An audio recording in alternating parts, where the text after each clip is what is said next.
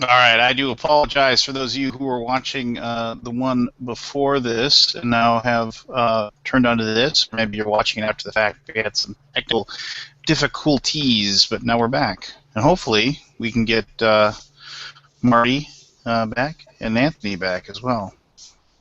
There's Anthony. Marty's threatening to go to bed, so we'll see if he comes back. What? I'm not sure if well, Marty did they come and wheel him out?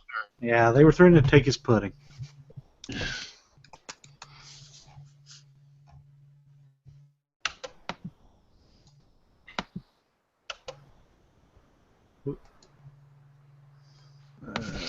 Sorry, my daughter. Did you need something? No, I needed you to go to bed like you're supposed to. Well, let's see if Marty commented. The nurse, he says, the nurse just came by. I'm going to call it a night. I know if I get into a good discussion, I'll never get off. That's what she said. Until next time. All right, but that's cool. Well, I hopefully I don't know if they're going to mention the game I've been playing a lot lately. Craft, besides the stuff that I've done videos for, Craftvagen and Spyfall. Spyfall has been. It's my daughter and my wife and I play that a lot, the three of us, and it is a remarkably good three-player game as long as you allow the person to ask the question back to the same person in a three-person game. And it is very amusing for me to watch my 7-year-old girl, you'll ask a question. So, do you come here a lot? Sometimes. And she just kind of waddles her head back and forth, and then she'll turn and ask me. It's like, oh, what kind of uniform do you have on, Dad? And I'm just like, So it's a good family game. It's surprisingly good family game, actually. And enjoyable. I think Spyfall is much better for a. Strangely, I think it's better for a generic audience like take to a con and playing it with a group of people that don't really know each other, because it's just like any other game that you have a situation where eventually you'll learn mannerisms and you'll learn the certain answers for certain loads and what have you. So, but good stuff. Robin, I'll get you that silly link here in just a second. Hold on. I'm dragging Spyfall to lunch tomorrow. I'm going to force it upon part of my employees. I want to make my team at work try it as well and see things, but they're I don't know. It's something I definitely want to do, but I've tried to explain some of the games and stuff that we have, and it doesn't seem to work really well. So, not that they're just it's just not their thing. I mean, they'd much rather, just do the things they're interested in. It's neither good nor bad, right? So, what you can, I guess. The other thing that I was I went to this past weekend for the summer solstice. A friend of mine that I work with, she was getting married and she's Wiccan, and so I got to watch a Wiccan wedding. So I crossed something off the old bucket list, and now I don't have to worry about that. It's private. You're private.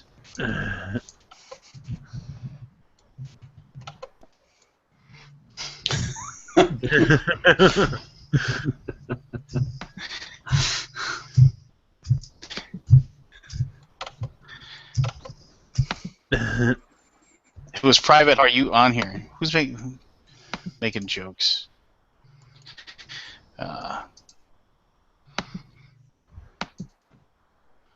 there you go. Funny guys. There we go. Are you better now? Yeah. Yeah.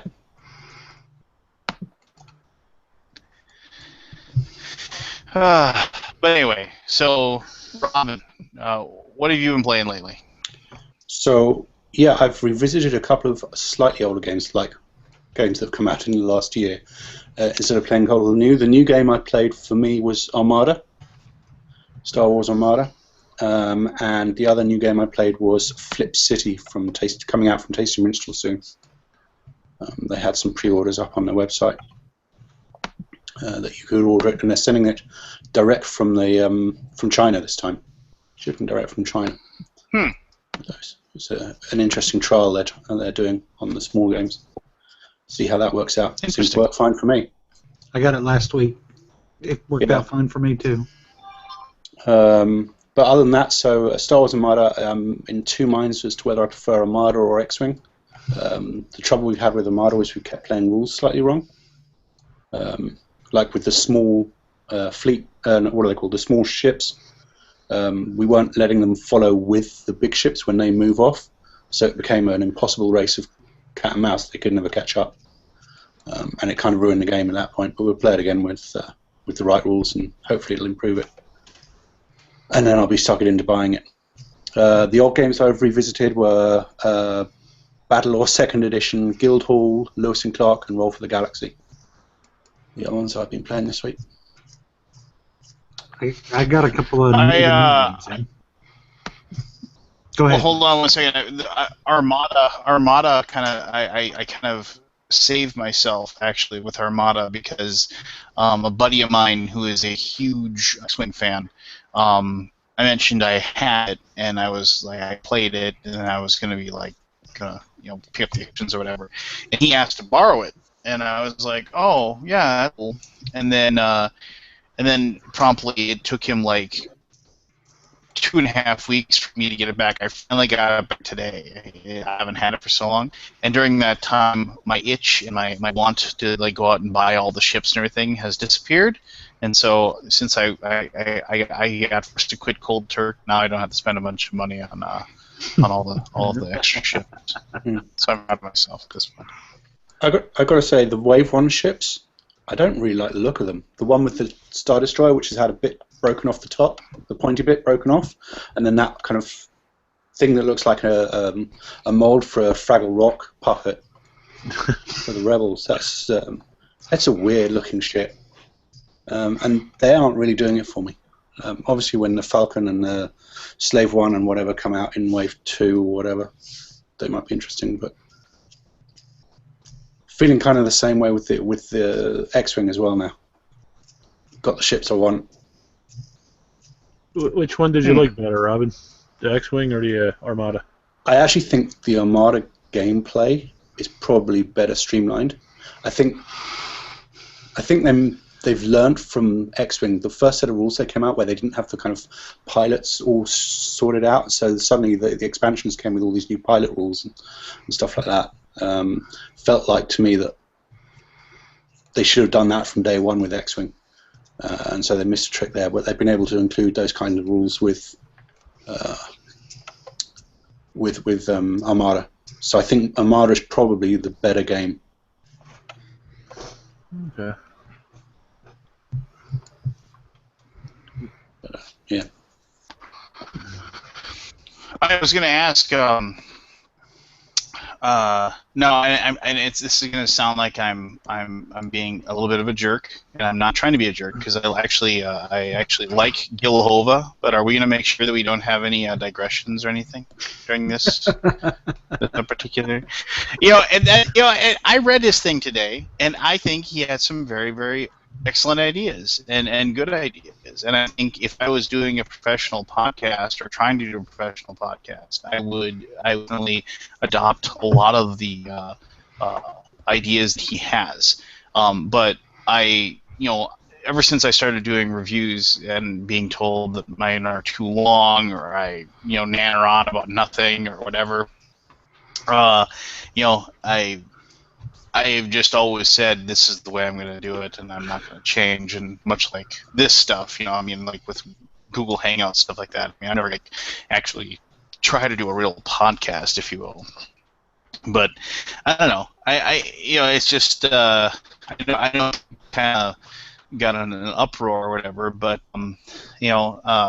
Anthony, you're a podcaster.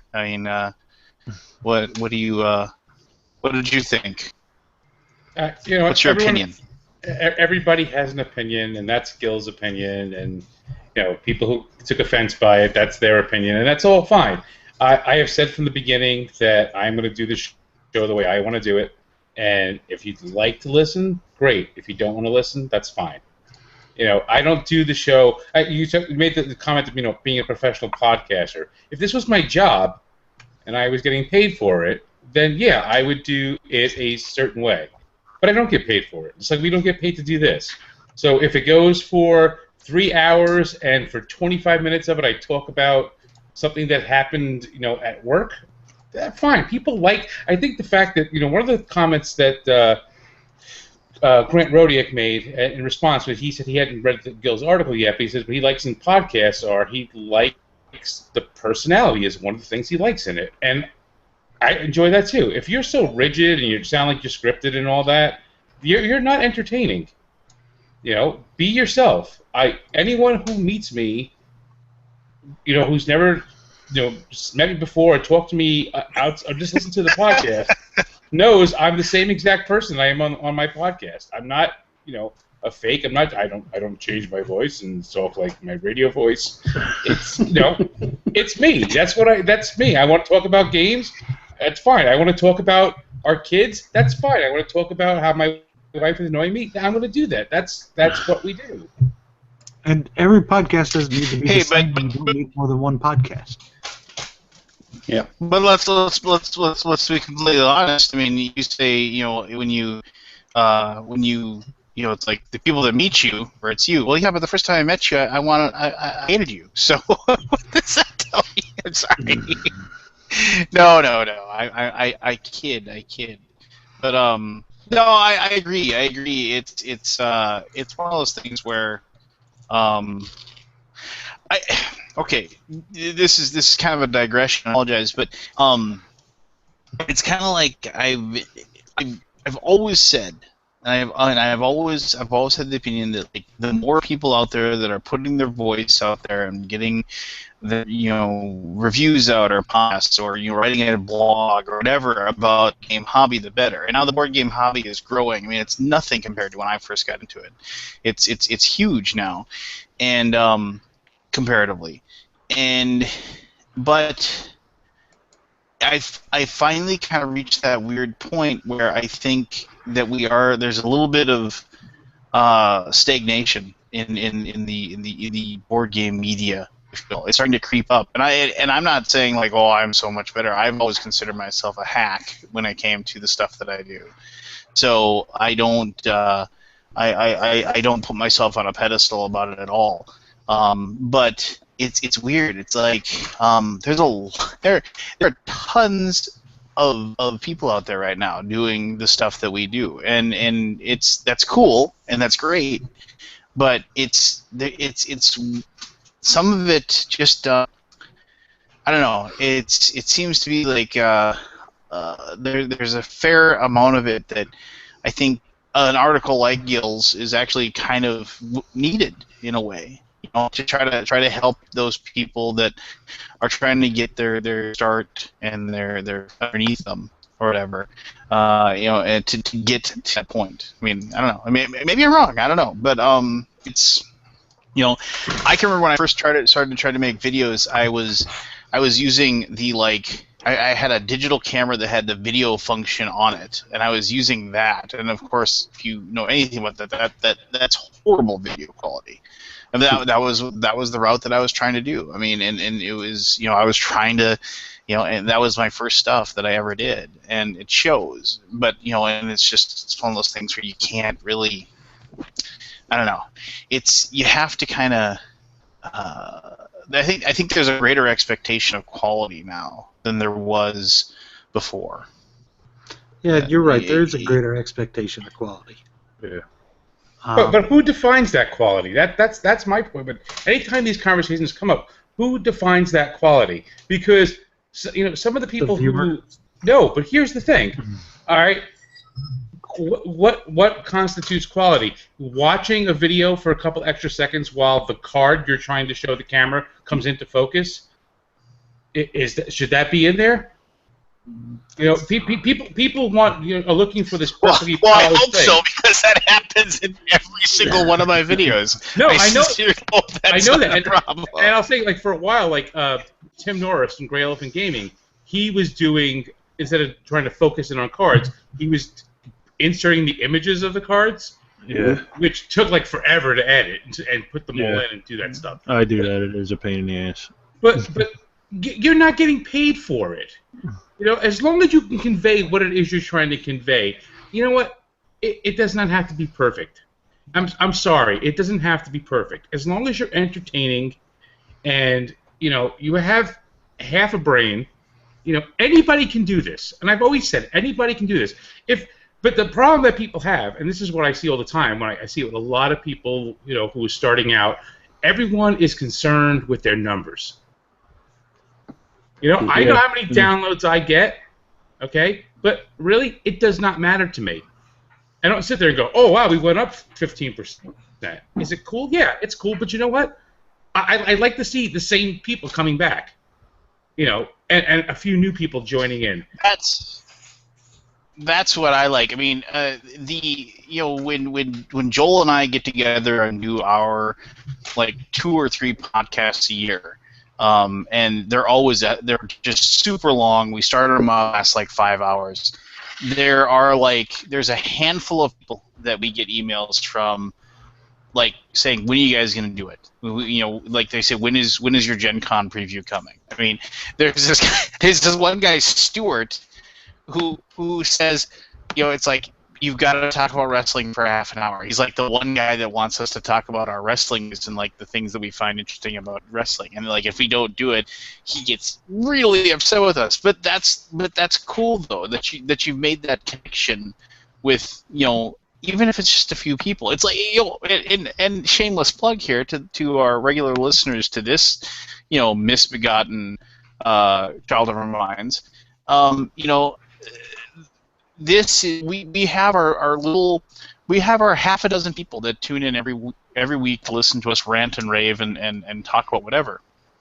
And you know, and if that was 100, all cool, but you know, it never will. And I appreciate, like, you know, Chris and Paul and the regulars that we have on here a great deal, because for whatever reason they've, you know, they like what we do, and you know, and that's enough as far as I'm concerned. You know, I mean, and this is more just to get together and talk about stuff than anything. I mean, than it is about, you know.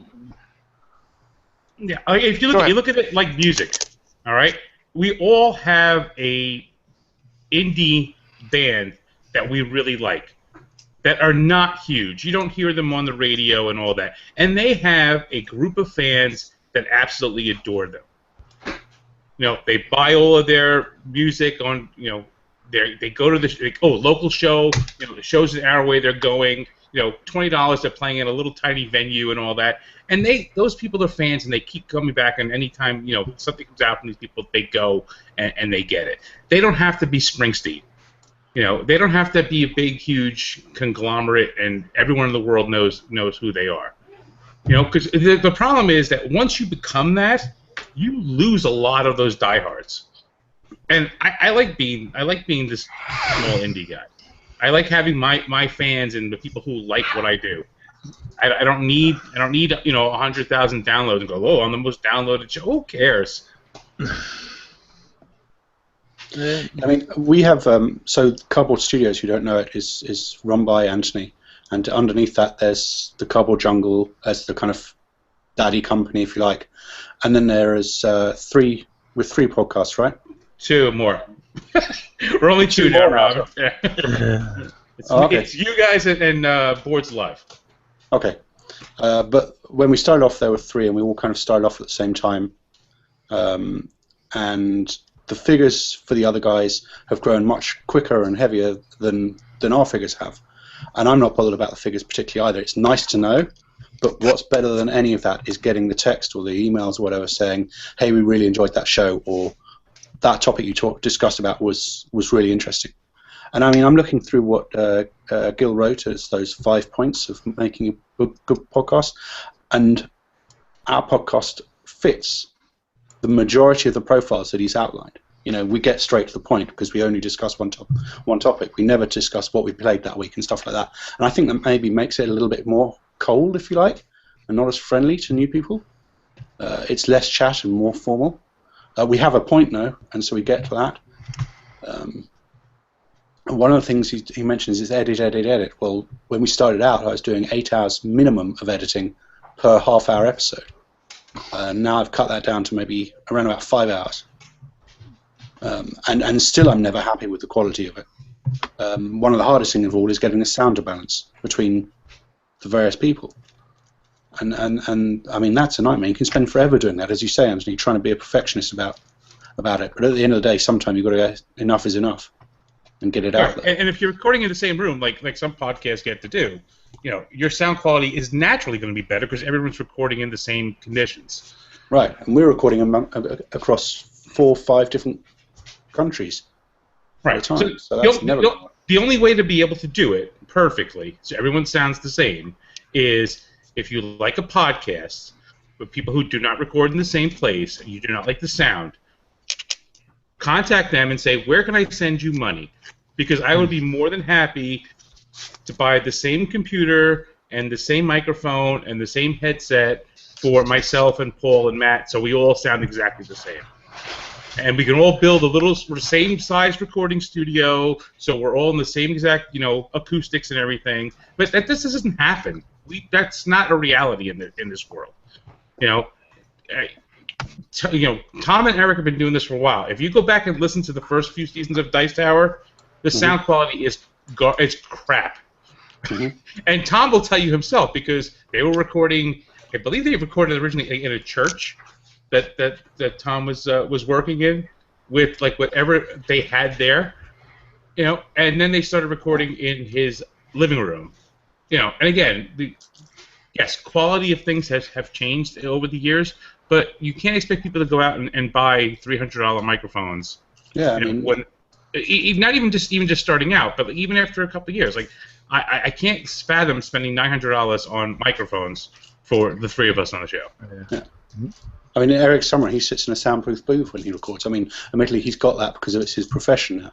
Right, and Eric does that professionally. He professionally does sound. You know, just like Gil pointed out in the thing that he is professionally edits sound. Yes, if you professionally edit sound, it's great. I bet if Steven Spielberg decided to start doing board game reviews, the quality of his video would be fantastic.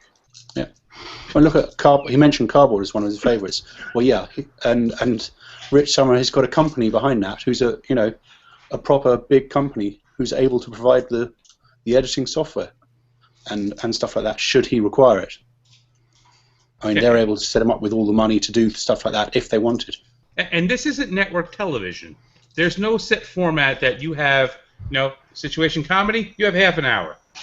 You have 22 minutes or 20 minutes, depending on where you're showing, because the other part has to be taken up with commercials. You get to this bunch of filming, and after this amount of time, that's when the commercial break is. And then this amount of time, the commercial break. That's not how podcasting works. If you don't like a long show, don't listen. If you don't like a short show, don't listen. If you don't like a show where people talk about their lives or other interesting things that other people who are geeks are interested in, don't listen. I don't think anybody's listening right now.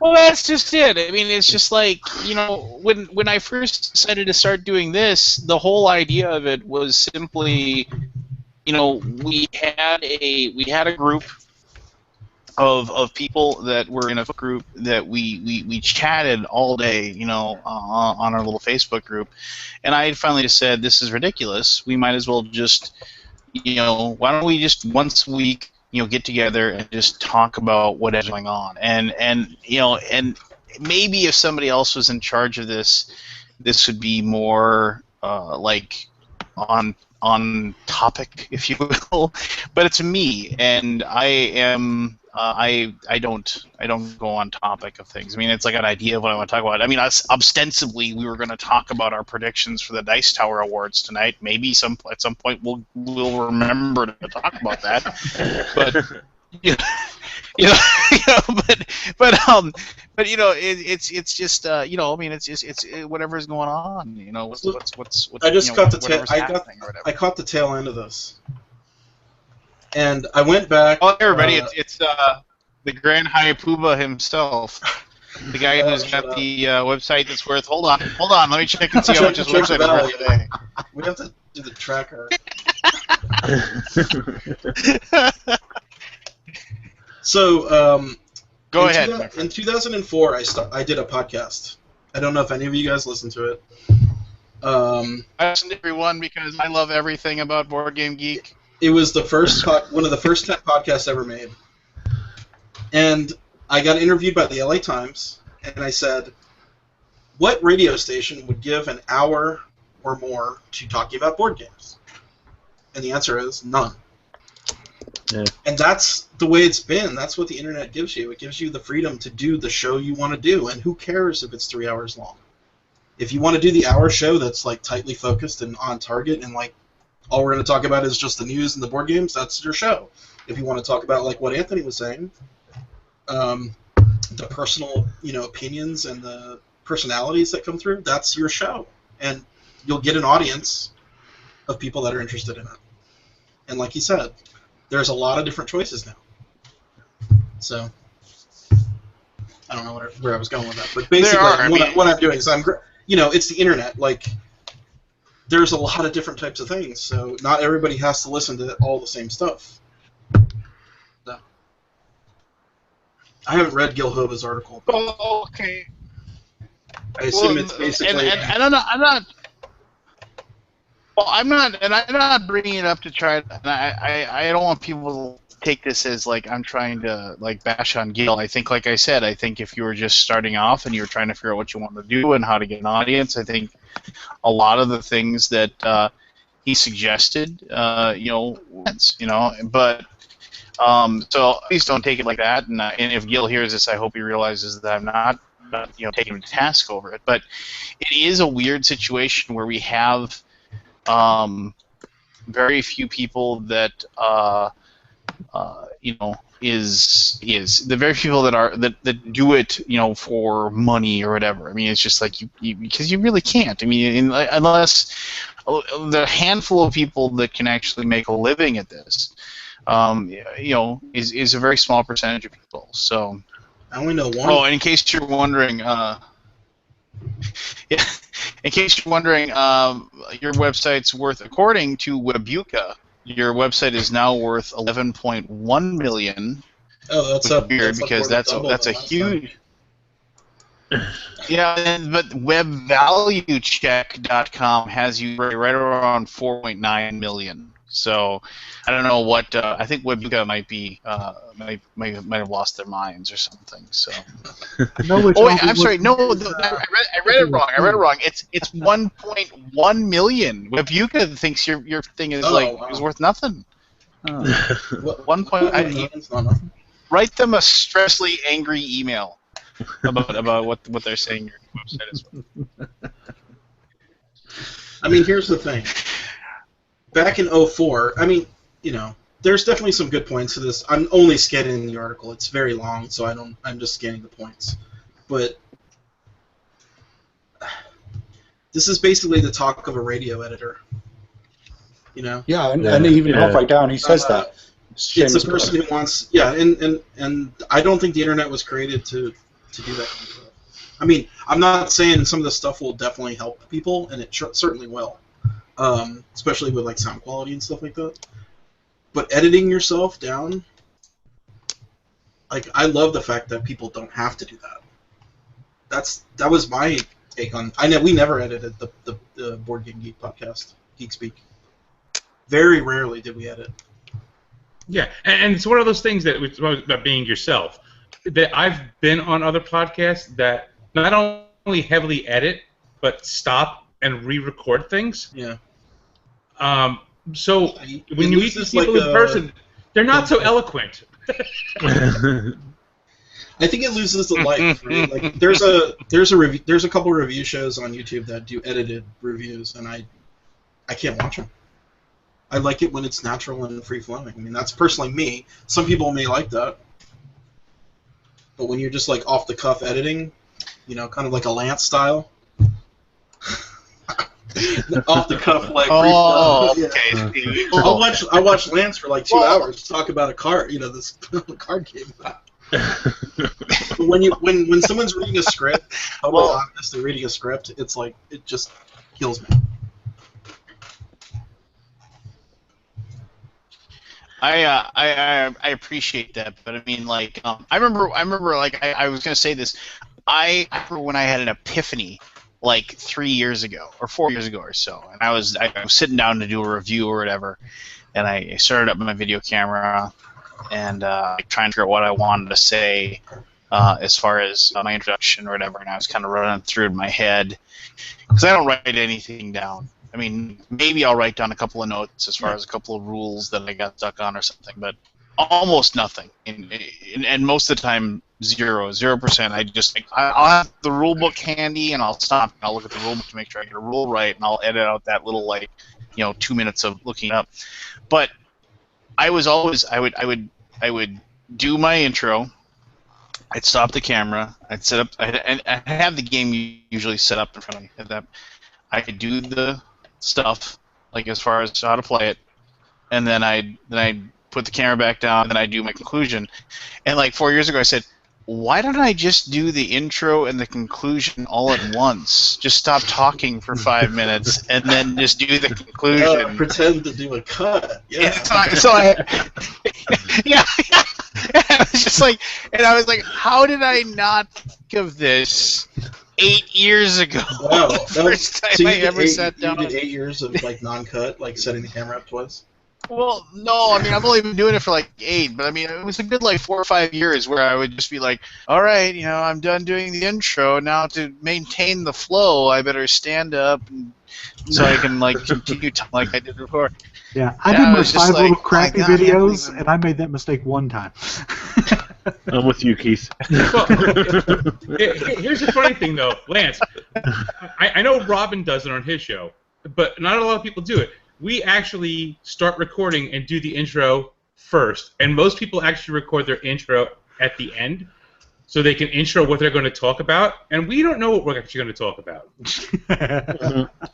Yeah, but that's because we're slightly not scripted, but everybody has the questions in advance, so we know normally what the theme's going to be, or the topic's going to be of the day, and those questions I send them out to people in advance now. Just so that we've got some kind of structure to go off of. Yeah, but we have the thing like something really funny will happen during the episode, and I've heard other shows that kind of tease it during the intro, and I'm like, okay, you obviously recorded this after because you wouldn't know that someone would make an off-the-cuff comment that would be hysterical that would lead to something else. Like that to me is not natural. That's like like comparing Michael Endes to Haley Joel Osment. Well, I will terrible to him last week or 2 weeks ago. Oh my god! I'll tell you, only once have I ever repeated a joke, and I had to do it because it was so funny, and then I had to like recreate the moment because it just came out of my mouth. Yeah, I didn't know what it was this time. I'm sure you guys have had to re-record episodes, and the second time always sucks. Like if something went wrong with your recording and you didn't get it, and you're like, oh, we got to go through this again, and it's like you've lost the magic of the spontaneity of it. Yeah, and usually the stuff that was spontaneous, we don't repeat it. We don't even try to recreate it. We do something totally different. Only once did I ever do it. Did I ever have to recreate a joke because it was funny, but. There's been times I've done like a video of like, okay, here, and it's always inevitably something that's a billion rules, and I gotta try to show everything. And I'm like, all right, here we got everything set up. Okay, like quick, scan the rules. Okay, set up, and okay, here we go. Okay, and go. And I'll show the whole thing, and it's just like, okay, then in turn.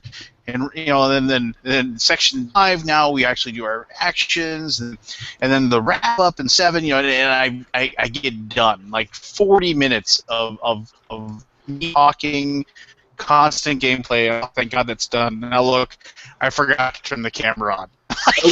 I have turned around and left the room and not come back for like 2 days. I was just so mad. I was just like, oh, I can't believe I just did. Now, I like some of the, like, do you guys watch MeWe's video? MeWe? Yeah. Mm-hmm. He edits out all his ums and ahs.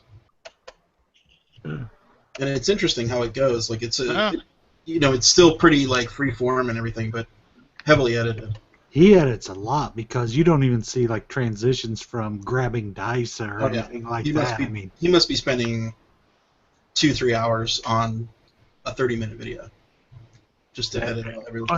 At least, because he's got everything just super tight. Yeah, and and I enjoy his style too, but I also enjoy mistakes if mistakes are made, and like whatever.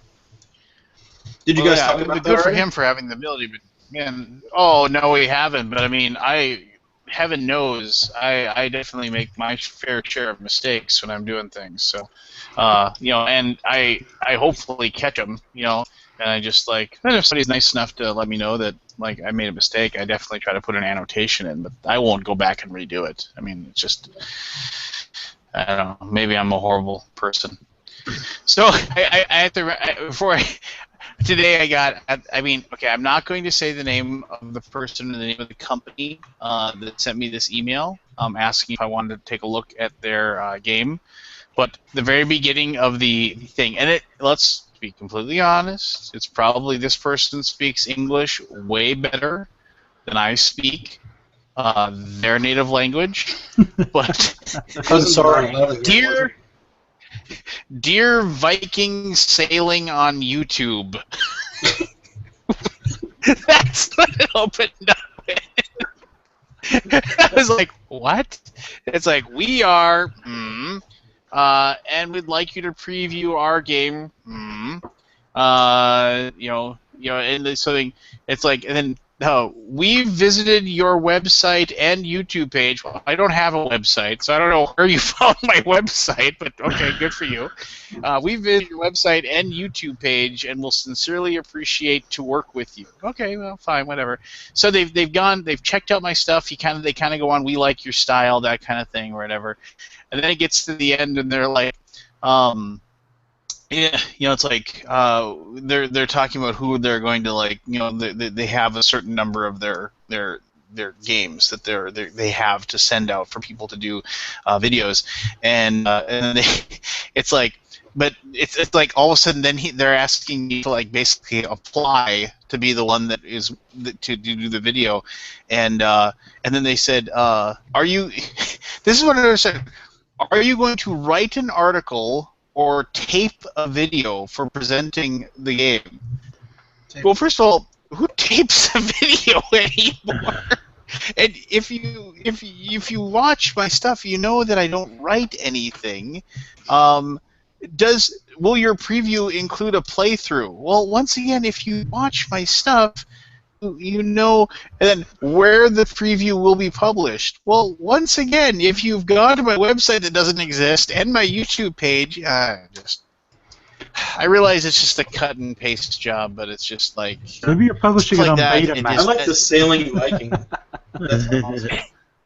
Yeah, dear Viking sailing on YouTube. So, all right, well, awesome. So we get lots of crazy email into our contact at Board Game Geek or support at Board Game Geek. No way. Yeah, so I have to share this one. The craziness. So here's a good one. We got it today. I don't even know if I should get. It's like. Is it? I don't want to make fun of them. Is it a Nigerian prince? Well, just omit the stuff. Okay. Hello. I live in the Netherlands. I have recently invented a 9/11 board. Robin, why are you emailing? I have emailed only one time and he never answered me. Did you? Oh, I remember. Yeah. Just hold on, Scott. Email I from me is a disaster. I apologize, but I remember. It doesn't matter. No, It's a disaster. I remember, like, I don't know how many times I know the person in question that posted this on Board Game. This is like 6-7 years ago, where some was like, they were talking about, in the complaint forum or whatever, and I not that I know him personally, I've met him, but I mean, he says like, this place is totally going down the tubes. I wrote I wrote Aldi a geek mail 2 weeks ago, and he hasn't gotten back to me yet. And I was just like, what? You do realize he's probably got something better with his day than to make sure that you get whatever piddling little problem you have taken care of. But well, anyway, so go on. I tried. I want to hear this. I want to hear this. I'm just terrible at the responding part. Okay, so he lives in the Netherlands. I assume it's a he. I have recently invented a 9/11 board game for children. And a Pentagon attachment pack. What? No, time out. I want you to. I have Google this. Does this have a website? I need to see this game. Does this guy? Well, there's no pictures or anything. A 9/11 board game for children that does what? A 9/11 board game for children and a Pentagon attachment pack. Ah, is this a dexterity Pentagon game? expansion? Yeah, I'm like, I want to just write back, just like, please stop now. Wow. Yeah. Did you just ask if it's a dexterity game? Yeah. Oh man. I can't think of another way to have a Pentagon attachment. That, like, I mean, it didn't make my day, but it was definitely kind of the weirdest thing of the day. Yeah. Anyway, yeah. So they were asking how to copyright it so that that the game can't be stolen. No one's gonna steal that game. Yeah, don't worry. Yeah, like no problem. No problem. There's someone at ISIS going, "This is a good idea. We go with this." Apparently they're Russian? What the hell? That's my standard everywhere else in the world accent. Nice. Hey, that actually leads me to a question for the panel. Have you guys ever designed a game or wanted to design a game? Or have you had a it? handful of in games general? Yeah. I was waiting for like a game about something horrible. No. Just a game in I was general. thinking about making a game about, like, I don't know, Sherlock Holmes and beyond that Street lives on, but I realized nobody would be interested in a crap game like that, so I didn't bother. Well, thanks. Moving on. You leave Robin alone, you big meanie. I'm excited to play it. Thanks. What was the question? I think it got cut off right here. Or did the question? The question was if you've ever wanted to design games, board games. If you ever had ideas, if it's the interest, or is it just the playing of them? That's enough. I literally have 3 or 4 ideas that all got to somewhere between, at most, maybe 60% kind of sort of developed, and then I lost interest and gave up. There was a game, actually, that me and my friend Jason made years ago. And it was like this game we called Archmage, where you had warring mages that actually could create.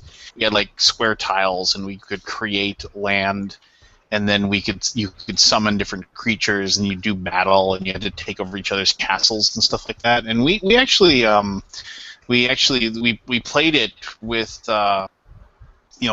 cardboard squares, and then we actually.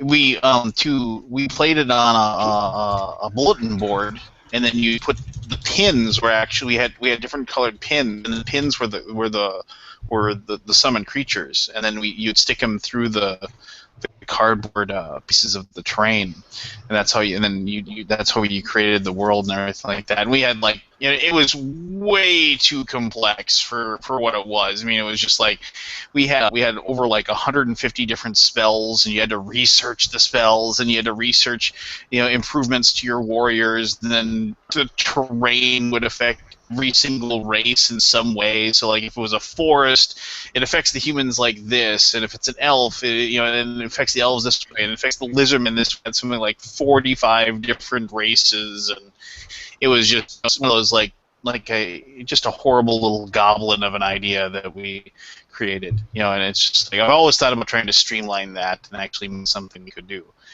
But yeah, I love the idea, but I don't think I don't have the time nor the tenacity to go through with it. So there you go. Mm-hmm. Okay. I've designed games in my dreams. But when in my dreams. Yeah, but then I wake up and think, oh my gosh, I designed the most amazing game. What is it? And then I start thinking about it. It usually just ends up being like rolling a dice or flipping a card. Like something really inane. But in your dream, it's awesome, right? It's like, oh, it's so great. Mm-hmm. Yeah. But no, never wanted to design a game. Although I've designed video games. Okay. Different. I've designed a few, including the very popular, super awesome Frat Boy Keg Party, which is an actual game. It's not just a joke. That one day I keep threatening that I will actually throw it up on Kickstarter and actually publish it, but it's a dexterity game, not like the other one.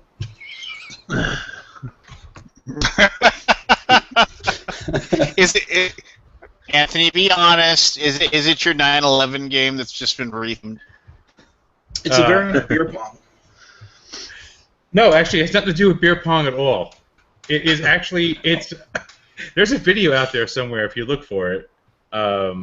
We invented it one late night at a convention a couple of years ago, and literally the next day we had people playing it at the convention. It's silly, it's stupid, but it's fun. So, but I had designed a few other. Well, you're really selling. It's a game. I will show you the game at Gen Con, Lance. It's a you have to. Will my puppet be holding onto the game? Was it at when I see it? All right. While we talk about something else, I will go and find the video and post a link for you so you can see. I found it. Oh, you found it? Super awesome Frat Boy Cake Party? Yep. Yes. So basically, I gotta go find this. You're rolling your frat boys, which are tokens.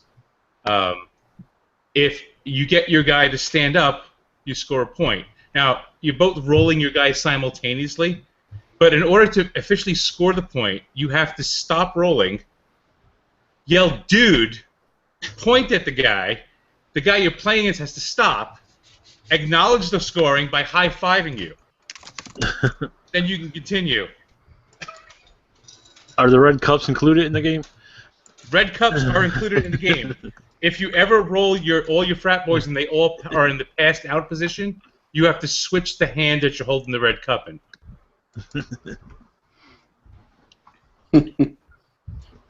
And yes, we had a guy playing who was like in his 60s. We were just playing late at night. They were playing Werewolf up on the stage in the ballroom. And we were yelling so much that, like, just yelling "dude," like literally the whole convention. Anyone who saw us after this was just yelling "dude." It was funny. Sounds hilarious. So what's the cup for? Just have to hold it? The cup you have to hold. So you either start rolling your dudes with your right hand, okay. But once they're all in the passed out position, you have to switch hands, and now you're rolling left-handed. Can you start left-handed if you want? You can start left-handed if you'd like. But once all your guys are in a passed-out position, you have to switch hands.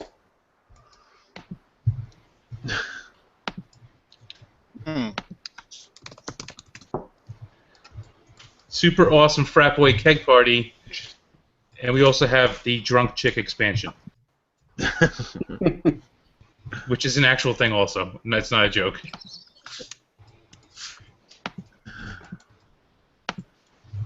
Is it just 2-player? 2-player. Oh. 2-player. It's 6 dudes and 2 cups, and that's the whole game.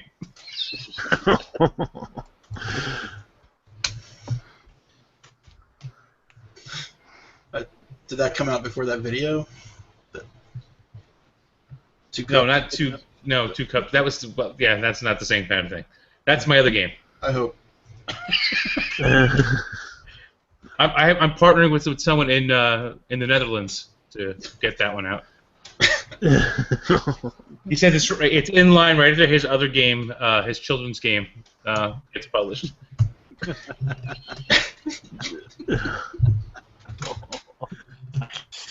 Oh goodness. So, Aldi, you didn't go to Cool Mini or Not, do you? Did you? No. Expo? Nope. You're just laying low until Board Game Geek right now? Or not Board Game Geek, Gen Con. Yeah, we're prepping for Gen Con, just getting all the orders in for all the booth crap, internet, all that stuff, power, water. You can Power and water? You can order plumbing. You can order plumbing to your booth at Gen Con. Really? Yeah, if you want to do a sink or something. Oh, okay. It's on the order fantasy form. flight. It's on the order form. I can't imagine what they would charge you to run plumbing to your booth. It's not very expensive. It's probably cheaper than Wi-Fi the because you prices, won't use it. the prices of everything is just kind of internet is ridiculous, right? Everything else is cheap. That's because you need internet. You don't need internet. You plumbing. don't need internet. Yeah. So it's a garden hose and a 5-gallon bucket. It's not as crazy as the Spiel convention services. You can order a beer tap, and you can order a hot dog cooker, a sausage cooker. They call it, of course. Yeah, there's some crazy stuff you can order at these conventions through their convention planning services. You should get the sink and the cappuccino maker. And the compressed oxygen. Oh. The compressed air. Yeah, compressed air and. There are a few attendees that might need that after the crush. Yeah.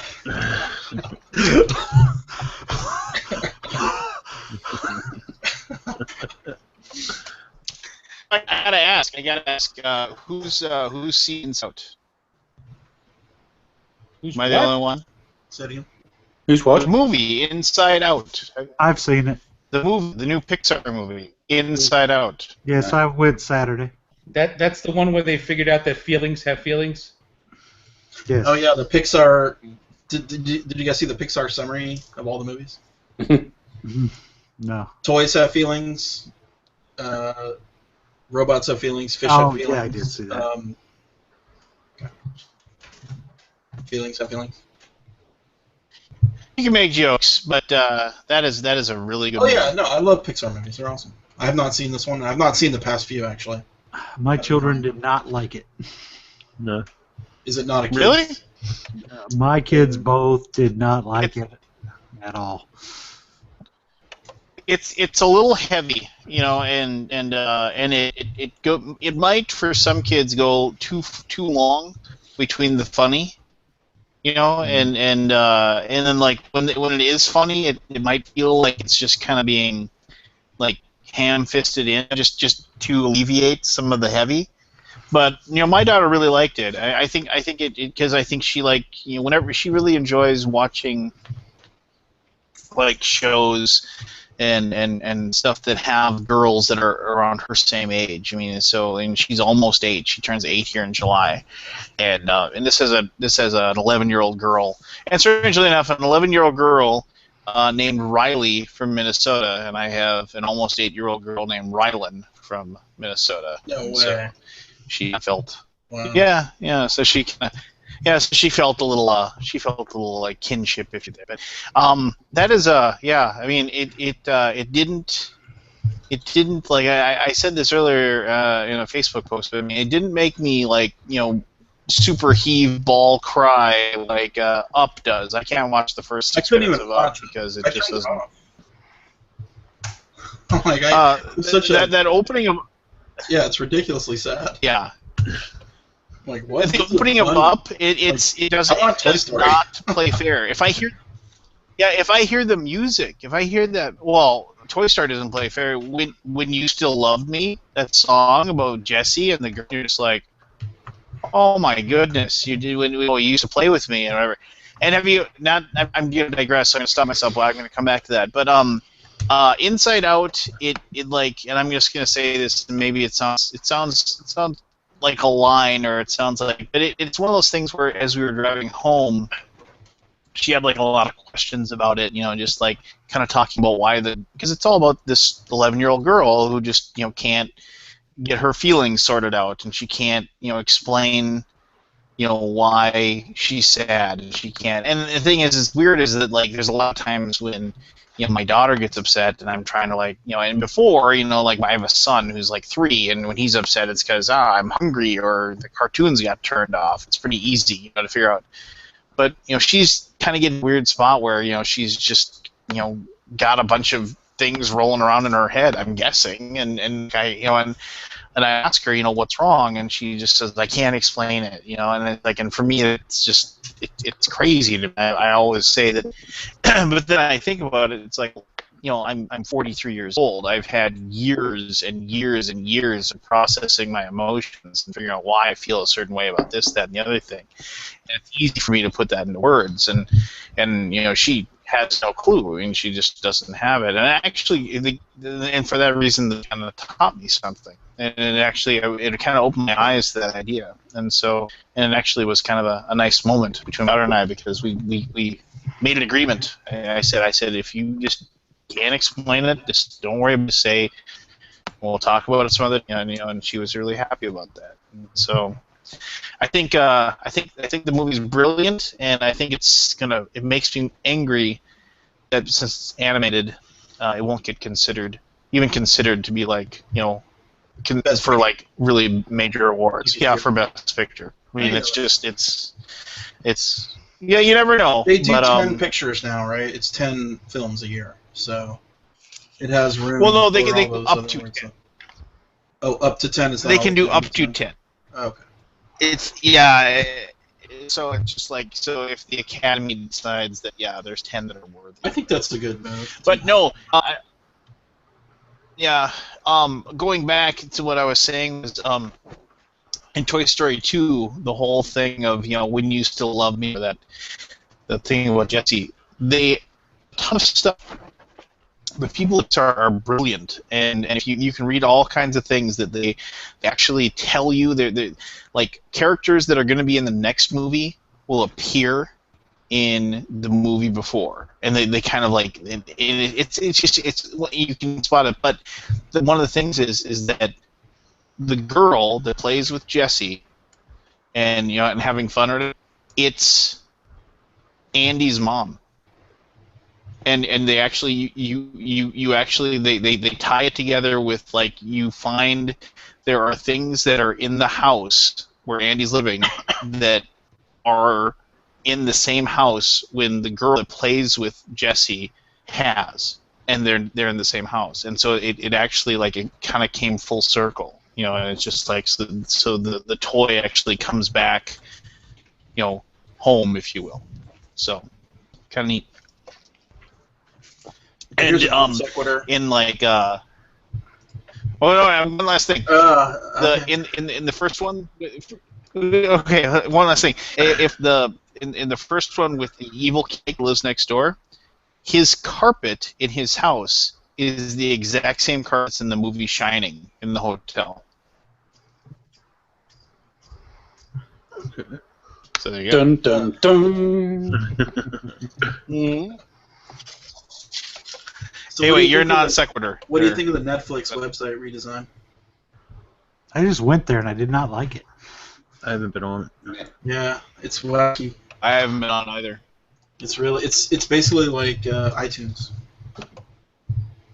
They've stolen the iTunes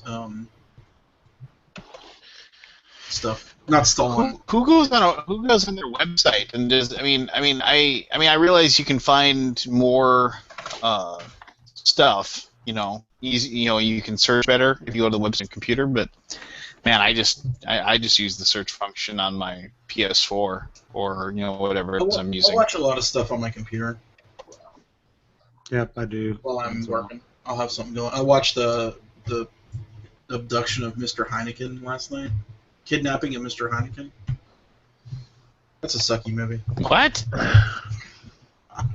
Well, it sounded like pure brilliance. I can't believe it. I guess it's a true story. I do not remember this. Maybe it's before, like, I cared about such things. I don't know what year it happened, but apparently Mr. Heineken, the guy who made the beer, got abducted, held for ransom. Oh, yeah? I don't know what year that happened. Is it like a documentary, or is it in just like... 1983, he was abducted. I had no idea. I do remember It's a dramatic movie.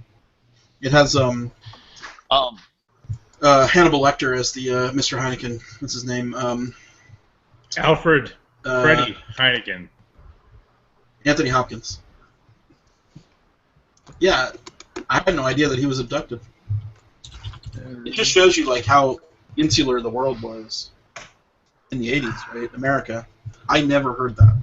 I think I remember hearing it when I was a kid, but I was like, okay, but I didn't care because I was a kid. It's the year before the shuttle disaster, so it's like, everybody heard about that.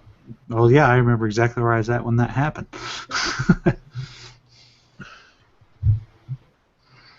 Anyway. So anyway, they redesigned did they? Hey, Well, I yeah, don't want to spoil it for you. I'm even reading about the kidnapping here, and it's like they're not even actually saying anything about it. It's just like, oh, they were imprisoned in a Quonset hut belonging to the Bullards Wood Manufacturing Company at Business Park in Westport, in the western part of the Amsterdam harbor area. The hut was, see, it says damn Netherlands. The hut was prepared in advance by the creation of a double wall on one end, with 2 soundproof cells with a hidden door. They made the 42-meter-long hut shorter on the inside by 4 meters, which went unnoticed. So the heist part of the movie is actually pretty cool, but like the whole rest of the movie sucks. The whole like planning of the abduction is cool, and I wish they spent more time on that. But then it turned into this weird kind of, what happens after that. I just watched the pickpocketing of Mr. Amstel. Yeah.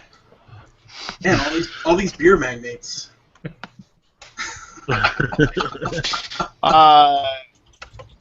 The company that I work for, the CEO does not work. The guy who was the CEO is no longer the CEO of the company I work for, but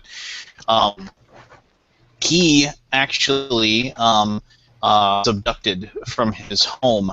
Wow. And it actually was on Unsolved Mysteries. It was actually on an episode of Unsolved Mysteries, and he was abducted from his home and thrown into a trunk of a car, driven out into the middle of nowhere. And the person that kidnapped him said, "No one's ever going to find you. You're going to starve to death out here." And he was left for dead. And so it's almost like a murder. Well, yeah, but he managed to like crawl through, like he kicked through the back end of the through the trunk. He broke out of the trunk by going through the whatever it was, the back of it, and then he crawled out, and he was literally in the middle of nowhere, like in a forest, and he walked like the better part of like a day until he found a farmhouse. And was saved. And then he never went anywhere again for the rest of his life without a bodyguard. So Mr. Heineken, after he was abducted, created a security service that apparently made him a ton of money as well. So not only did he get the beer company, he's got the security service company. Yeah, these rich guys can't make mistakes. You guys know who Wayne Huizinga is? Sounds familiar. All right, so Wayne Huizinga had this humongously successful waste management company in Florida, and they told him that he should open another business that loses money, so he can offset all the money he's making from his other company. So he said, "Oh, I know what I'll do. Video rentals are pretty popular. I'll open a huge chain of stores." Blockbuster. And lose money. Blockbuster.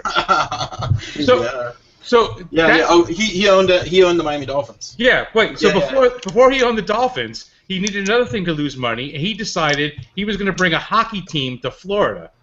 Because who would watch hockey in Florida? So he buys the Florida Panthers, makes money on that, and then finally he just gave up. And so he just said, you know what, I can't do anything wrong. So he bought the Marlins. He bought the Dolphins. Millions. Everything he owned, he made money on. It's like Brewster's Millions, right? Like let me buy this oil company that's trying to drag the iceberg out into whatever makes money off of it. It's crazy. I have a quick Kickstarter to talk about because one of our friends is doing a Kickstarter who's not with us tonight. But Marco Arnaudo is doing a Kickstarter for his 6th season of his board game review series and war game review series. You might know him as Marco Wargamer. And so he's got that project up live on Kickstarter right now for the next 23 days. And Marco's a good guy, so if you watch his channel, I recommend you to support him. Yeah, I'm actually doing a sit-down with him tomorrow night. It won't be live, though. He doesn't have a webcam. Yeah, Lance, do your impression. Yeah. I have to have like oh man, it's been so long. He was so much better when like he was on our podcast and I got to hear his voice all the time, because you have to kind of talk like this. You need to wait. You know, if you look over here, you will see where the tanks are coming over towards the end. I'm doing too much. I'm doing too much Norwegian in there. But you're doing pretty good. That's pretty close to what you have to do. Marco has that combination Italian Minnesota accent. Yeah. Or like yeah, Fargo. it's yeah, and nobody talks like that up here. You know, Marco lives about. Maybe if you. And he lives in southern Indiana now, so it's kind of funny. Yeah, he lives in Indiana, yet he can't make it to Gen Con for more than like 2 days. It's just like Gen Con's 30 I can minutes only away. get up there around Saturday, and then I will have to leave right away in the morning on Sunday. It's just like you live, you could drive here. You know? Why does it take long? I don't know. But good guy, and yeah, if you and you know, he doesn't just do war games too. He does reviews of tons of Euros and Ameritrash, and in my opinion, and I don't hand this out lightly. I think he has probably the most integrity of anyone that I have met. That's like in the board game media world. I'm not saying that like there's a ton of people that don't have integrity or that are jackasses or what have you, but he is incredibly straightforward and legit and deserves all the success that comes to him. So there you go. I backed his last project and I got a copy of Dawn of the Zeds with his face as a zombie. Oh, yeah? Yeah. I guess he's not. Yeah. So they And you know what I mean? They did a custom version for him. Yeah, and you know why? Because I mean, it's like he will review. I think he's reviewed almost every single thing that Victory Games has built, and you know, and he hasn't always given glowing reviews to everything either. But he is That shouldn't matter. very and he is, and I think they owe a lot of their success. And I'm not saying that they don't put good games out and they you know, make good stuff or whatever, but I firmly believe that a lot of their success is his tenacity and his love for their company. So there you go. Aldi, make a note to take all those ums out in post. Yeah. Okay. Yeah. Oh, so weird. No, other than that, I mean, okay. So we were going to talk about the Dice Tower Awards because the Dice Tower Con is currently underway, down in Florida, and they have. I know of a few people in here. I myself am on the voting group or whatever. So I don't know how embargoed I am or whatever as far as what I can say, but so I'm going to kind of keep my opinions kind of close to the vest, if you will. But does anybody have any belief or any ideas of who you think is going in or care? Is that for game of the year? We're going to start Game of the Year, or what do you want to start? Want to start at the bottom or the top? Well, let me pull up the link. I have it up right here. Yep, I've got it up. I've not looked at these yet. All right. We'll start with Best Co-op game. Oh, I just checked again. You just lost 100,000 on the value of your website with that comment. So people know you don't take it seriously. Yes, you want me to read them off? Let's start. Let's start. You want? Well, yeah, start at the bottom. Start at the bottom with most innovative game nominee. All right, most innovative game nominees. Nominees are Alchemist, Dead of Winter, Golem Arcana, Tragedy Looper, and Spyfall.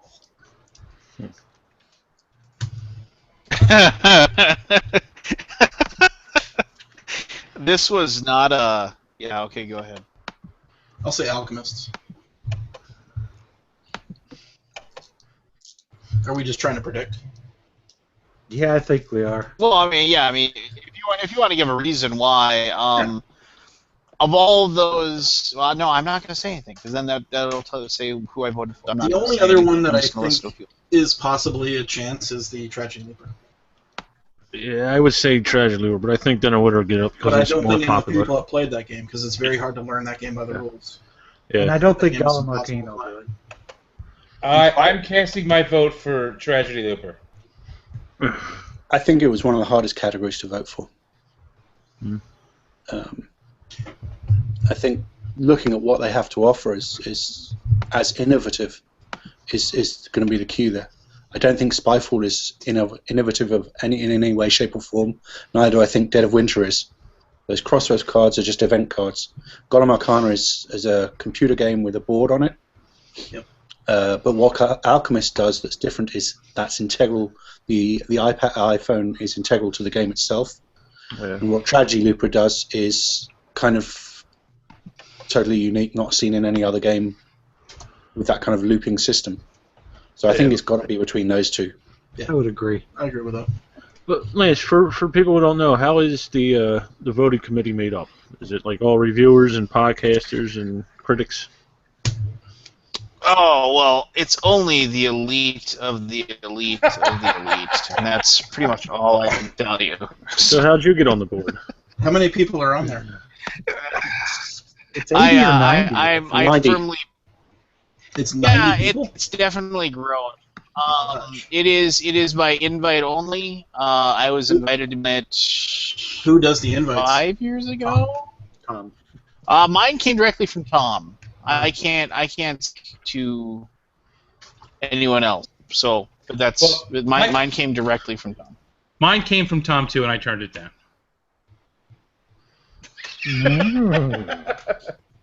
It's a lot of work. I know people who've been doing it for years and know how much work goes into it, and I just didn't. What is there, like 100 games on this list? Yeah. That's ridiculous. Not ridiculous, but it's very hard to play that many games. I'm gonna say this. In the past, it was actually before it was like a Yahoo group. Like you had to log into Yahoo and all this stuff, and it was kind of annoying. But this year they finally just made it a Facebook. Yeah, and this year they finally just made it a Facebook group, which was incredibly, it should have been done like 2 years ago, and it definitely was way straightforward. And in this case, it was a thing where, and then just like here's how it is, here's how the voting works, and send it to this dude who's going to compile it.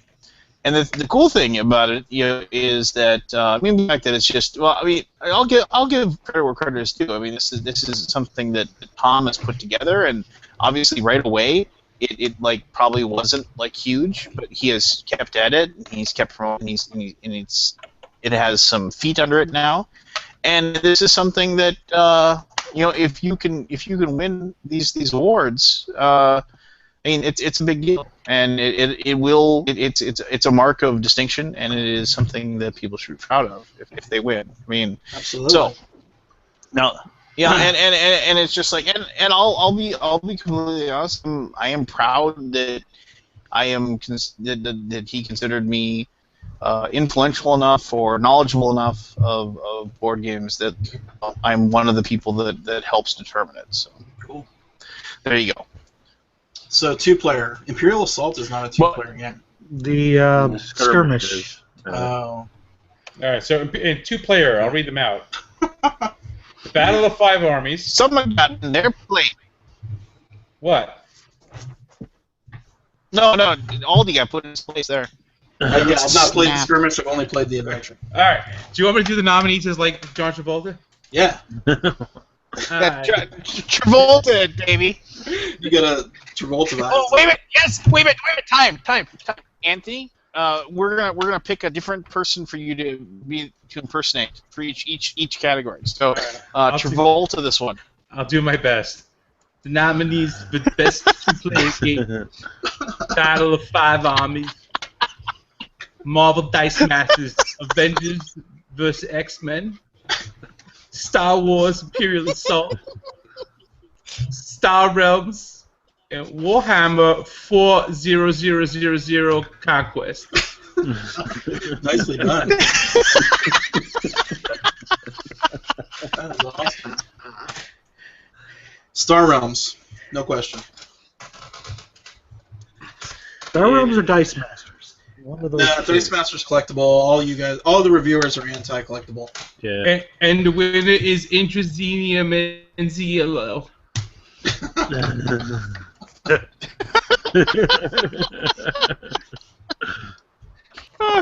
I'm going to say Star Realms wins this one. I don't think it's the best game, but I think it's going to win. It's the most accessible, and everybody's played it. It's a popularity contest sometimes, right? It depends on what you played, and Yeah. I think I've seen like Star Realms tweeted out more than any other game this year, as far as like for a 2-player. So one of the questions that came up because of the nominations of Star Realms was that the majority of people who play it now, or most people are playing it frequently, is because they're playing it on the app. Yes. And so does that then invalidate it as not as a game, but as the reason to vote for it? Well, they have like championships and stuff for it, right? They got a competitive play for it, right? I don't know. I think they do. But the physical copy still sells. I mean, you go to a convention, they had a huge booth, and they sold the crap out of it. So. Yeah, they did. But it's $15, man. People are going to drop $15 on a game like nothing. Our people, anyway. Yep. There's somebody who votes on the categories, Lance. How do the categories get determined? Because the strategy game. Votes?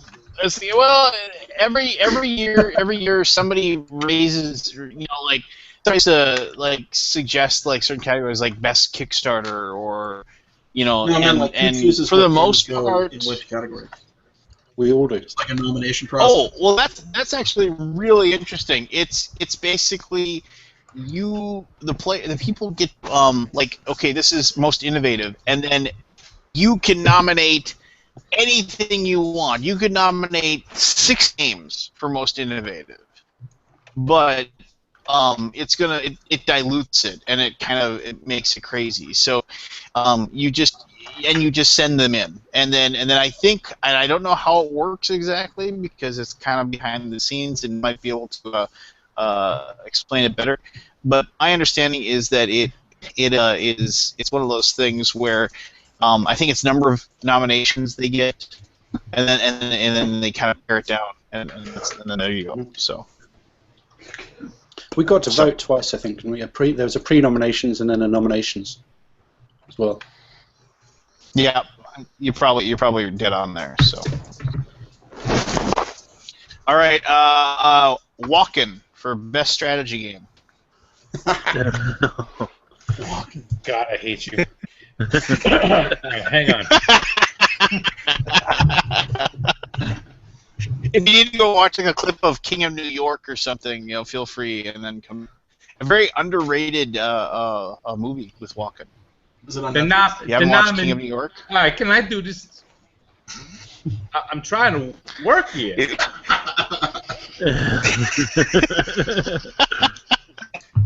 The nominees for best strategy game: Five Tribes, Imperial Settlers, Kanban, Automotive Revolution, Dynamax. This is horrible. It is. Jack, can you help me out here? It's like Travolta is doing Travolta's having a stroke. Travolta's having a stroke. I'm trying to read these off. I mean, you're not paying me enough for this job. Zaya, Legend of Drift System. All right, best strategy game. I know which one it's not. I know. Yeah, I know what it's It not. better not be. Not gonna be Five Tribes. Well, for It the should popularity be Zion. contest, I think that's what they're going to go with. I I'm gonna would. say No, Kanban. I think almost everybody in this group of people who are, I've seen very vocally against Five Tribes being called a strategy game.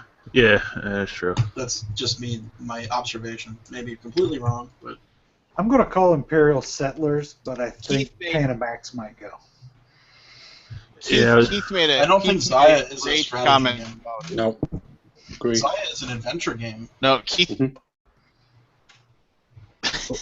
What was that, Lance? Keith's comment about Five Tribes said. Oh no, Keith said like one of the Five Tribes is a great game if you want to let your friend decide what they want to do. If you want to what?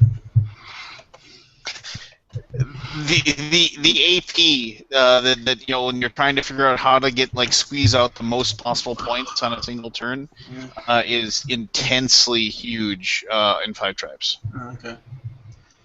Yeah. It's I'm a gonna toss. Imperial Settlers, Kanban, or Panamax. I have no idea. Yeah, I think I'm voting for gonna, Imperial Settlers. I think I'm going to go with Panamax. I think more people have played Imperial Settlers, Yeah. so I'm going there. Yeah, I mean, because both the other games are like 2 to 3 No, hours. I'm the weird, Kanban and Panamax. I'm the weird person who likes 51st State better. I like 51st State. Yeah, so do I. I like 51st State better than Imperial Settlers.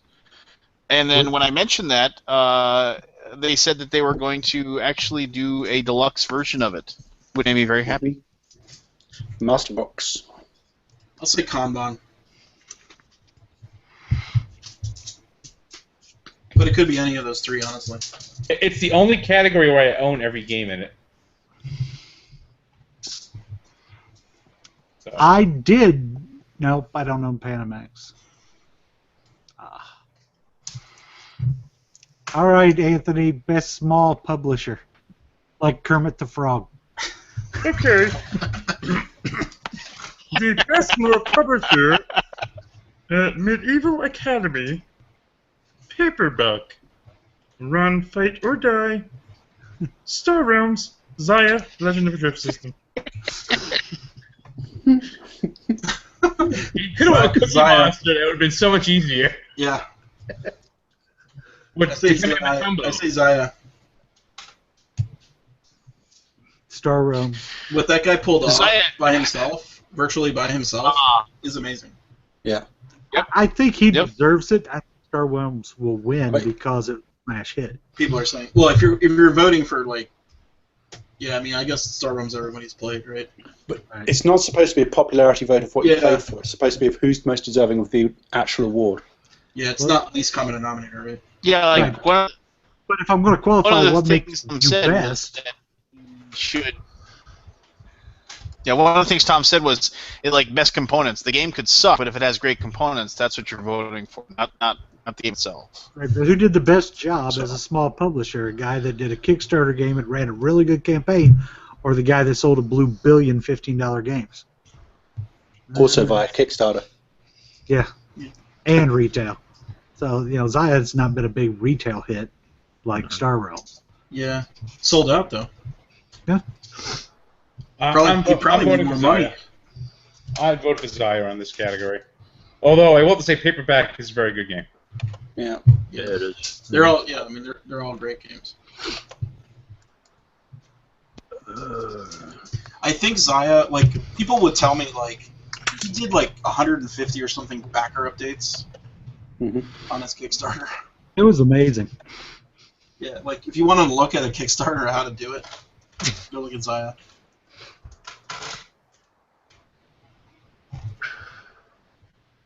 So we're torn between Zaya and Star Realms. I think Paperback might also get up there as well. Yeah, it didn't get the same. And it's harder to find than anything it was. else. True. I'm gonna go with Star Realms. I don't think Zaya got enough exposure. Yeah. Well, the only reason why I don't think Zaya will is because I think people will nominate him maybe for Best Newcomer or Best New Designer or whatever it is. Oh, is there? Yeah, it is possible. Too. Yeah. That seems like a bit of an overlap, but okay.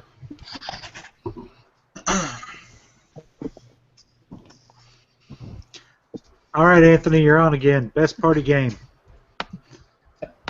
Do I have to do it in a voice? Of course. Cookie Monster. Steve Martin. All right. I'll do it with the lady who lives next door in her voice. Okay? The best party game. Cash and Guns, second edition. Spyfall. Good cop, bad cop. Strike a pose. Cluster fight. What was the last one? I'm sorry. What? It was close. Darling, listen to me when I talk to you. Murray, he's not listening.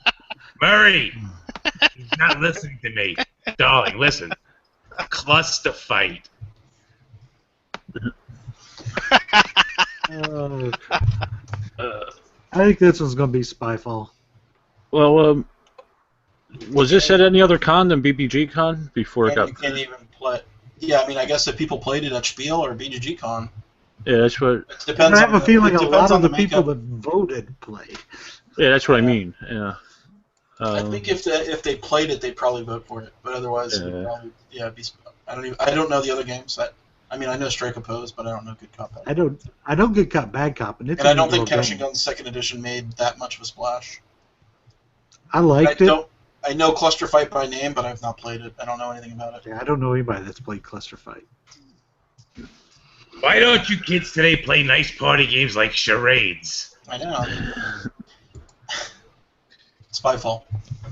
Yeah, I think I'm gonna go with that too. I'm gonna say Spyfall too, but I don't think any of these got played enough by anybody with enough time to vote on them. But Yeah.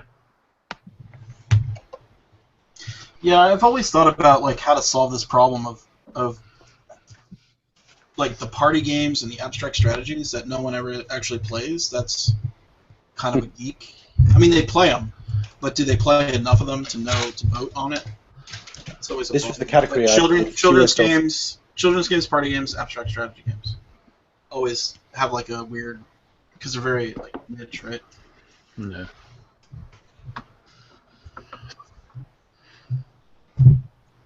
All right, Anthony. Best new designer. What kind of voice you make him do this time?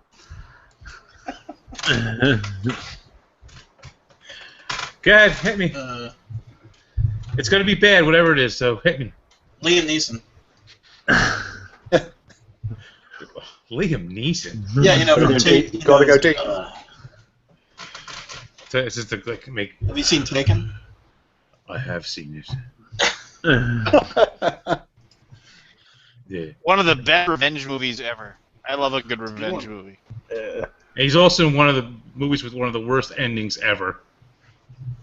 Walk Among the two. Tombstones. Star Wars The Episode Gray? 1? The Gray? No. Walk Among the Tombstones. I've Yeah, not seen that one. that was horrible ending. Horrible ending. It was a great book, but yeah, I heard the ending was a big ass. It's really late to be trying to even do this, even though I have no skill whatsoever in doing impressions. We don't care. Other than John. Can John come back? Because John likes Dance. Dance Monkey. the nominations for Best New Designer from a group of people who have a He's certain Irish, set of not skills. English. I don't know what he is. I know he talks like this a lot. All right, I'm doing my regular voice. So Splendor, designer Marc-Andre. Heroes of Normandy by Jan et Clem. Paperback, Tim Fowler. Alchemist, Matus Kotri. Or Xylons of a Drift System, Cody Miller. It's a tough one. Jan and Clem is actually two people. It's Jan and Clem. Oh. Well, then they shouldn't win because it's Best New Designer, not Designer.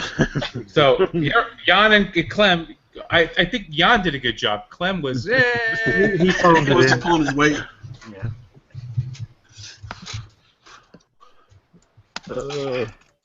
I am going to say that the winner of this is going to be Matus Kotri. Or it should be Matus Kotri. I think if I were to pick for myself, that's the one I would say had the best game out of the grouping as a good game. But I think Splendor could take it. Yeah, so do I. Yeah, See, but Splendor's up for other stuff. Yeah, but my thinking on it is for your first game to design something like Alchemist Yeah. takes a lot more work than your first game being Splendor. I understand that Splendor is enjoyed, but like last year, what's his name? Etienne Epperman should have won Best New Designer for Brussels because that to be your first game, that's pretty damn awesome. But I digress. Well, Zaya's got a lot of good stuff going on for a new game too. It's got some parts that are really frustrating in it, but it's still a dang cool game. So The other thing to look at is which of those names would you most, if you heard Marc-Andre, for example, was coming out with a new game, would it excite you as much as if you heard that Matus Kotri was coming out with a new game? Right. And the only thing you've got to base it off of is their current existing game. So I'm going to have to Alchemist. eliminate Tim Fowers because he actually designed a game before Paperback. He's got Rockstar. Yeah. Yeah. I guess maybe you couldn't buy it for like a bunch of years, but... It was if your first or second game, Oh, it's like one or two. Yeah, okay. one or two, So- you were eligible. based on the way Cody ran his Kickstarter campaign, if I heard he was doing another game, I'd be all over it to check it out. Yeah, I'd say it's between Zaya and Alchemists. Probably edge it towards Alchemists. All right, next. I Ready? did. Best game Lance, achievement. Lance, you can't say anything, right? Why don't, you Well, you can't tell us how you voted? That's not, I that's don't not revealing think. it. I mean, I don't know. Well, I haven't Maybe said after who I they're voted for. announced, you could. I haven't said who I Let's see. voted for. Yeah, because the cool thing is Tom doesn't even know who the winners are.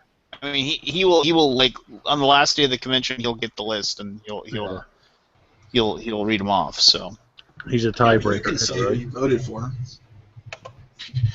yeah, I think he is the tiebreaker. If something Yeah, but comes even down. the tiebreaker, he won't know the winner. Hey, 'Cause so I have to Yeah. ask, Yeah, is the voting system like, can you hate vote?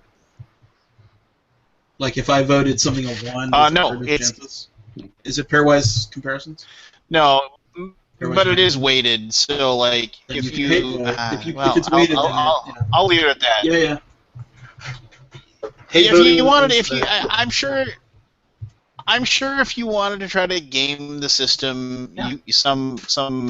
I honestly don't know if somebody could. I mean, maybe somebody smarter than them could really, do whatever they're trying to do. But I think, but for the most part, I mean, I don't think. If you rate something a 1, does it hurt its chances because it's basically like a 1 to 5 average. That's what my question was. That's not how you vote. No, it isn't screwed up like your board game geek rating system. We don't I was rate waiting that for way. that. It is not hate. You can't hate vote something. Just because you put it low doesn't mean it hurts its average. There's a reason why Space Hulk is in the top 10, and it's because you did it. Well, you're talking about a completely different thing. I think you're talking about Golden Geek Awards. Cool. All right, moving on. No, I was talking about. I'm talking about your rating system. Yeah, it's an average that rating. totally screws it up. The Bayesian average that averages weights towards 5.5. Yeah. Yeah, but I mean, Same thing as IMDb. you had all those. I mean, you had all those. I don't want to take away from the awesome Dice Tower Awards. Let's.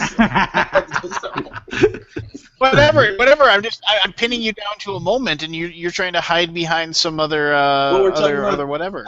I was comparing it to the Golden Geek Awards, where you can't rate something by giving it a 1. Yes. Well, you I'm can give a comparing game it a 1 on Board to Game Geek. your. Yeah.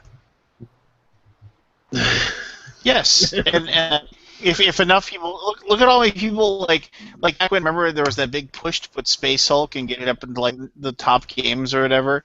So all the people were going on there and voting it a 10, and people actually. No, I think you're talking about. Well, whatever, and then the people. Opposite direction. Yeah, well, I don't. It's an average no, rating. Because then people. Well.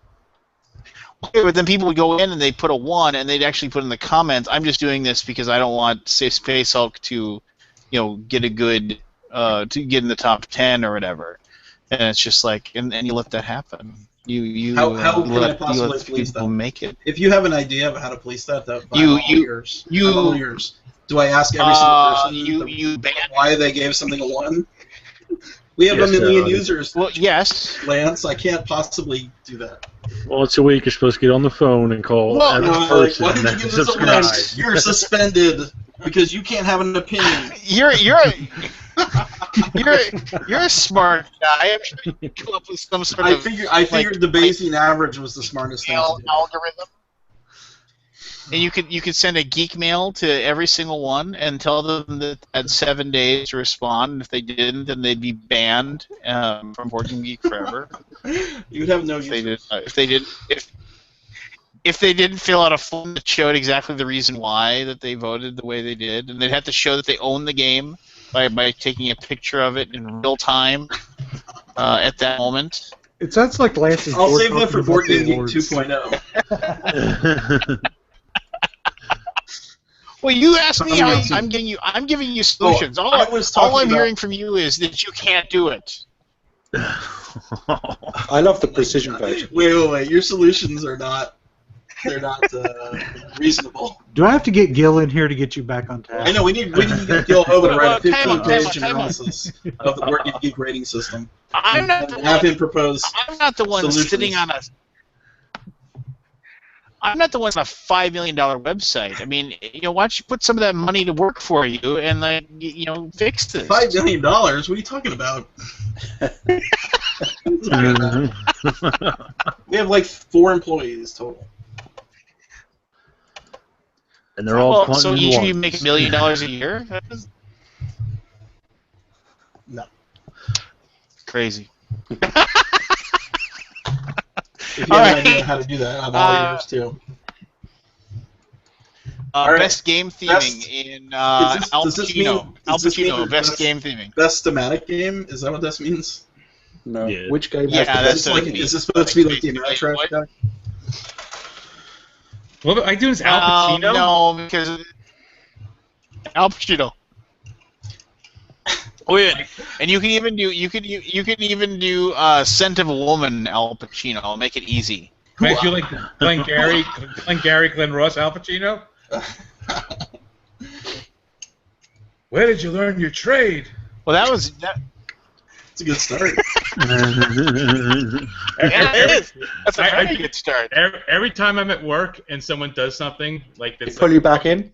Obviously kiss ass, I always go, "Hey you, company man, I'm gonna go down and talk to Mitch and Murray." got the names right too. Amazing. Yeah, It's like my favorite scene in it's the a movie. fantastic movie too. Where did you learn your trade? You were here to help people. And I won't say the next line because it's a family show. Anyway, all right, nominees for best game theming. This is gonna be tough. Alchemists, Castles of Mad King Ludwig, Dead of Winter, and Crossroad game. Bobby, you liking this game here? Star Wars, Imperial Assault. Hey you, do you like Legendary Encounters, an alien deck building game? No, You were that's here your to best help yet. people. That That's my best yet. rivaled. That rivaled Travolta. Really. No, it did not. No way, that's better than John. John's the best. Yeah.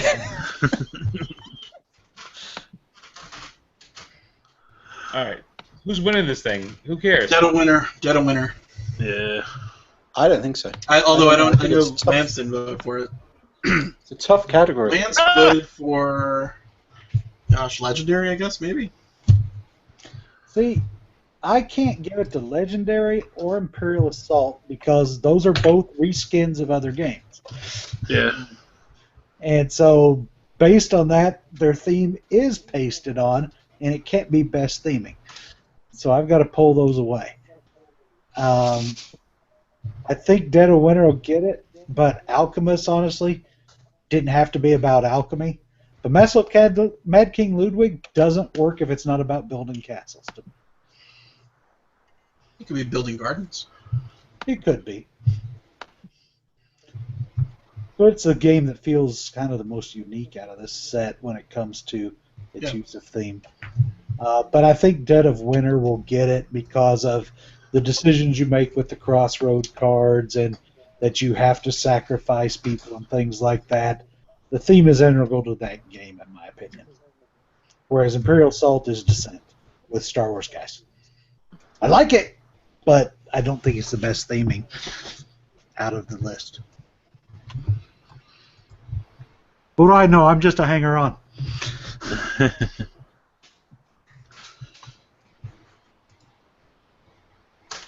It was a toughie. What'd you vote for, Lance? What'd you pick, Lance? Dead of Winter. My feelings for the situation. I mean, it wasn't about whether or not the game was good or not. It's whether or not it portrayed the theme well, and for that, I mean, I had to vote accordingly. So I'll leave it at that. So he said Dead of Winter because that's the game he doesn't like. Right. I'll neither It's a roundabout confirm way. nor deny. It's a roundabout way of saying that he picked not his favorite game. Yeah, it is.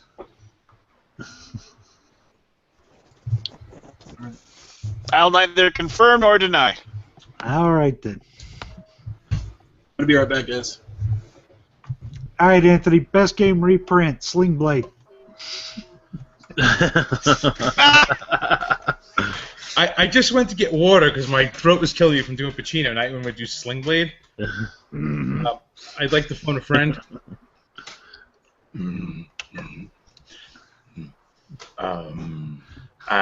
Just give me something else. Come on, Anthony. Get in there. Who else? I mean, Homer Simpson. Oh, come on. What? It's like almost a Muppet voice. No, it's Marvin the Martian. You do Marvin the Martian better than me. Come on, Keith, do this one. My son's like on the couch sleeping and groaning because I keep waking him up. Oh dear, for best game reprint, oh my, we have Cash and Guns 2nd edition. Doomtown Reloaded. I love reloading my XP-47 Space Modulator. Medina 2nd Edition. San Juan 2nd Edition. And Ticket to Ride 10th Anniversary. Oh, this is very, very exciting. All right, Barry's doing the next one. I always love the. I don't do. I love the fur monster.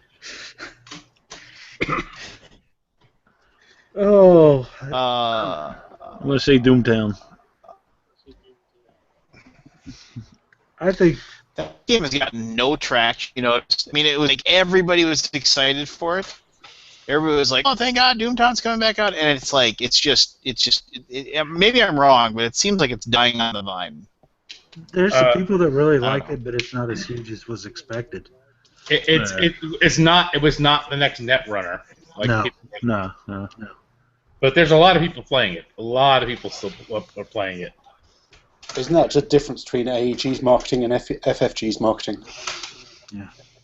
Towards the game. I'm gonna give it Cash and Gun. I honestly have. I haven't seen anybody play it at my game store, my local game store. And we only have one, and I've never seen anyone have a copy of it just out playing the game ever. Last time I saw anyone So, playing there it was you at go. EG. I think Medina might So, I get don't it. know. I think Medina should win. Or Ticket to Ride might get it. Yeah, but Ticket to Ride isn't a reprint. It's a fancy version. Yeah. But I So think people still vote for it. if that's the case, let's not even vote next year and just give it the Small World Special Edition. Because the game has no changes in 10th anniversary. It's just Ticket to Ride. True. And Oh, there's a reprint. I don't know anything about San Juan, but I mean, it's probably just still San Juan. Whereas Cash and Guns had a lot of things changed in the game. I don't know about Medina because I never saw the first one. There's a reprint. There were some small changes. I'll say this: I had never played San Juan. I mean, and when I decided I would give it a shot, it was like out of print. I paid $60 for it or whatever, and I was pretty excited when it came out. And yeah, that's a really good game, San Juan. Yeah, it is. Well, they did do some changes on San Juan. Not a whole lot though. They changed some of the cards and stuff like that. But I would know from Adam what the changes are. I mean, Yeah. It's just. Oh, and speaking of reprints that took forever, Z-Man finally realized that reprinting Traders of Carthage might actually get them some money. And looks like Traders of Osaka finally landed. I mean, I still have my copy of Traders of Carthage, but so if anybody wants to play in what? Why isn't Deluxe Brass on this list? Has nobody voted for it? Oh. Too soon. Yeah.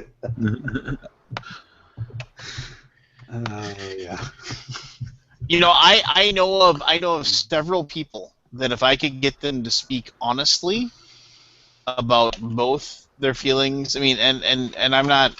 I know just people that, as far as in the industry, who have told me like, hey, just so you know, this is my opinion of Fred distribution, or Fun Again or whatever, and this is and this is my this is my opinion of Martin Wallace. If I could actually get them to, and they're people that have worked with both of them, if I could get them to actually say what they've told me, like in a forum like this where everybody would hear it, it would be astounding. So.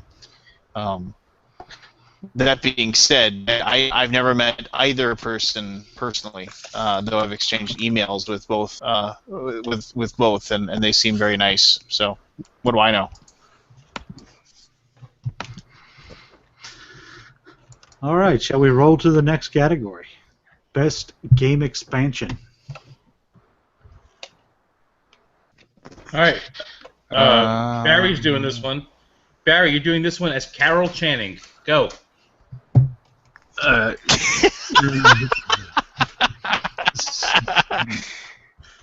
Best game expansion. And does he even know who Carol Channing No, I is? don't. I don't know who that is.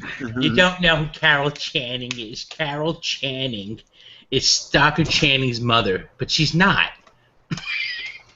Well, since you're doing the impression already, you can do the category. Wait, Robin, you don't know who... If you've ever seen the American version of Whose Line Is It Anyway, it was like the go-to impression for Ryan Stiles. Okay, I know who Ryan Stiles is. So Carol Channing was on Broadway, and she was in movies and things, and she talked like this. She was Hello Dolly in the original Broadway production of Hello Dolly.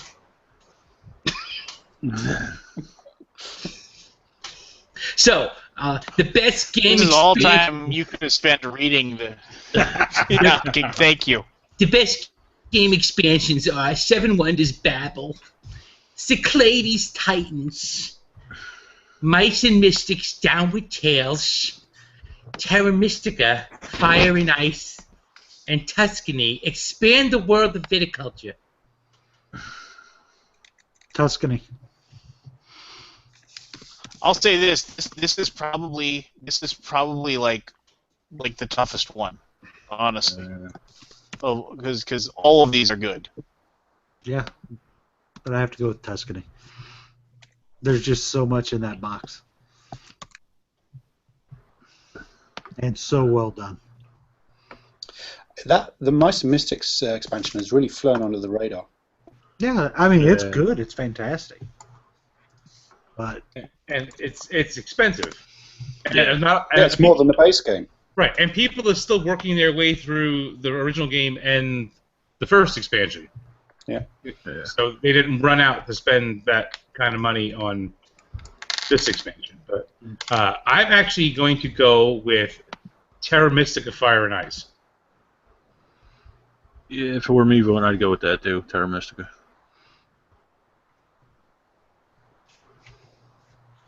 Goldie? You losing? I'll You just can't talk to hear him. somebody. I think he was. I'm muted. Sorry. Oh, I'm like, blah, blah. Yeah, I would go Terra Mystica Fire and Ice because just my observation at BGG Con. Seven Wonders, I think we had 3 copies and I barely saw it being played. I mean, it got played, but it didn't. Terra Mystica was just constant for it. I don't know Mice and Mystics at all. I've not played the base game. Tuscany, I assume, is awesome because it's like one of those legacy kind of games, right? Where it changes the game. It's not the way you It's think. legacy-like. Yeah, it's not. Yeah. It's add and remove expansions, right? Kind of. Yeah. Yeah, Terra Mystica. All right. We ready for best game artwork?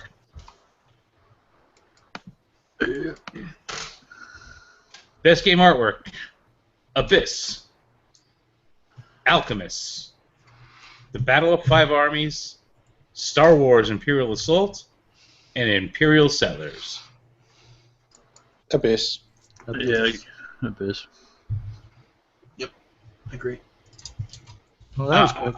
I'm going with Abyss also. What's cool about Abyss that I don't think people realize is that the cover, the blue cover, the standard cover for Abyss, that's Bruno Cathala on the cover.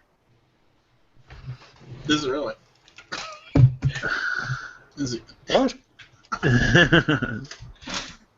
If you look at Bruno, that's him. They made him into that fish guy. Yeah. I can see a little bit of resemblance. But the artwork in Abyss is incredible. It's one of the things that draws a lot of people into the whole idea of the game in the first place. They want to try it. All 5 games have great artwork, though. It's not saying that this is blowing the other ones away, but it's just absolutely stunning. The artwork in Abyss. Yeah. All right, so that was pretty easy. Family game. All right, best family game nominees are Camelot, Diamonds, King of New York, Splendor, and Spyfall. Splendor. The one I'd most play with my family, Camelot. The one I'd most like to play with them, Diamonds. I'm picking Splendor on this one too. Just because I think it's just easier to play with more people. I mean, Camelot is not difficult by any means, but there is a definite more thinking in what you're betting, what bets you're taking, and when you're taking them. But the other thing that Camelot does around the table when you're playing with the family is it has those stand-up moments.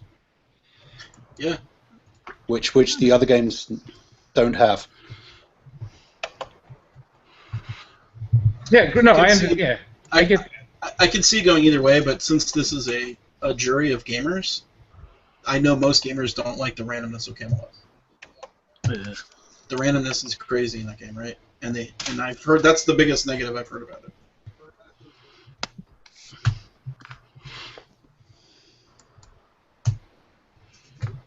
And it plays 8, which is awesome. Camelot's pretty awesome. I don't know if it is. It's a worthy nominee for this category. Has anyone tried the I think expansion? Splendor is the game. No, what is the expansion at? You can. It's got. I don't really know the full details, but it's got things like press area or something like that, where you can add in extra bets and weird stuff like that. Yeah, and I think it increases the play count as well. It's got cameras. Oh, At certain points, like a photo finish type thing or something. Yeah, well, at certain points, the cameras like face the board, and they are in certain number of spots. The angle of the camera, and you can bet on which camel ends up being in which spot in the camera angle. Okay. So, I haven't played it. We were just talking about it. I just played Camelot last weekend. We were talking about the expansion. That's why I knew what it was. But I don't know if it really needs one. I think King of New York was a weird nominee for that one as well, because it's just expanded King of Tokyo. So I don't think it'll get that many votes. I think it perfected King of Tokyo. I think it improved it. But I don't think it made enough of a difference for people to care. Well, there's a game in the next category that I'm surprised did not make the family game category. Yeah. Yeah. So let's go to the next category. It's Best Board Game Components. And we have Arcadia Quest, Colt Express, Star Wars Imperial Assault, Splendor, and Zaya Legends of a Drift System. I am disqualifying Imperial Assault because of the damn walkers' guns. What did they do, break off or something? No, they're almost impossible to shove in if you don't. Yeah. You kind of have to hot water treat the bracket just to get the gun in. Given that it's a new publisher, a new guy, and everything he managed to do with those ships and the money, I think Zaya is a strong contender, but I think it'll be between Arcadia Quest and Colt Express. I think Zaya deserves it. I think Zaya deserves it, though, yeah. The pre-painted ships, the metal coins, the custom tray, even though I threw it away, all of those things, to me, is componentry. And I think he didn't take a single misstep in that entire game box when it comes to components. That's just my opinion. Yeah. Exactly. And you know what really pisses me off about it is that if he can do it as a one-man band, on his own, off of Kickstarter, how is it some other games can't? Because they want to make more money than he did. It's the way the world works sometimes. Some people are better than others. It's crazy. It's just such a good example of a game done well. Yeah. So Colt Express did not come with the board, which I think is kind of a knock against it. Like, it's so much better with the board, or the paper map, or whatever it is.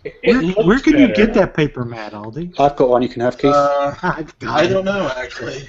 Are you out of them now? I think we're out of them, actually. That's where I don't know got where they're coming from now. The latest Spielbox magazine had one. Yeah, I gave the one in Spielbox away. But it's an incredibly cool board. I mean, three-dimensional train. That's awesome. It's a hard one. I mean, on Arcadia Quest, the minis are awesome. And I did the painted minis for that, and they're amazing. I did the Kickstarter of the painted version. Of course, I did not get the game, though. So I have not played it. You're halfway there, Aldi. I'm halfway there. It's only been 6 months. No big deal. It's a fun game. I like the game. Cool Mini or not. No, if you're listening, I still don't have the game. Okay. So now, here's the point I'm going to make. Splendor, all right, Splendor. Everybody talks about the poker chips that come in it. They're just okay. If that's the case, then Pandante. Yeah. The chips in that are just as nice, if not nicer, than the chips from Splendor. Yeah. So that should get nominated for best components. And the deluxe Pandante box is pretty. Yes, correct. But it's also like $100. So. Yeah. I guess cost doesn't matter. Imperial Assault's $100. Yeah. I would say Zaya. I agree with Keith. I would say Zaya, and if not Zaya, then Colt Express. I think I should get it, but I'm going to go with Arcadia Quest. Yeah, we're all split. All right. Sort of. Man, I wish I could go back and buy those painted Arcadia Quest minis. Yeah, I'm enjoying. I might be hearing selling mine opinions. pretty soon. I might be selling mine pretty soon, Keith. Oh yeah, let me know. Let me know. They're sitting here on my. They come in a custom box too. Amazing. Oh gosh. Black box with silver letters. Oh, that's so cool. I missed out on that entire Kickstarter, so I just went to the page and looked at it, and I'm like, oh, it pisses me off. They did a nice job. All right. What were you talking about? What were you talking about, Keith?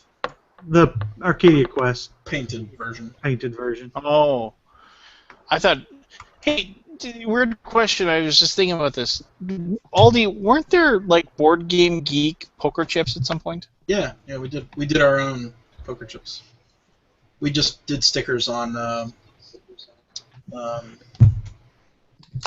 cheap Chinese poker chip. I can't remember the name of it, but they were actually pretty decent. Like they've got markings on the side.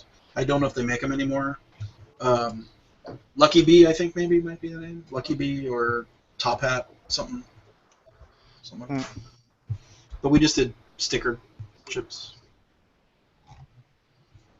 Yeah, poker chips are not hard. All right. All right. 2 more categories.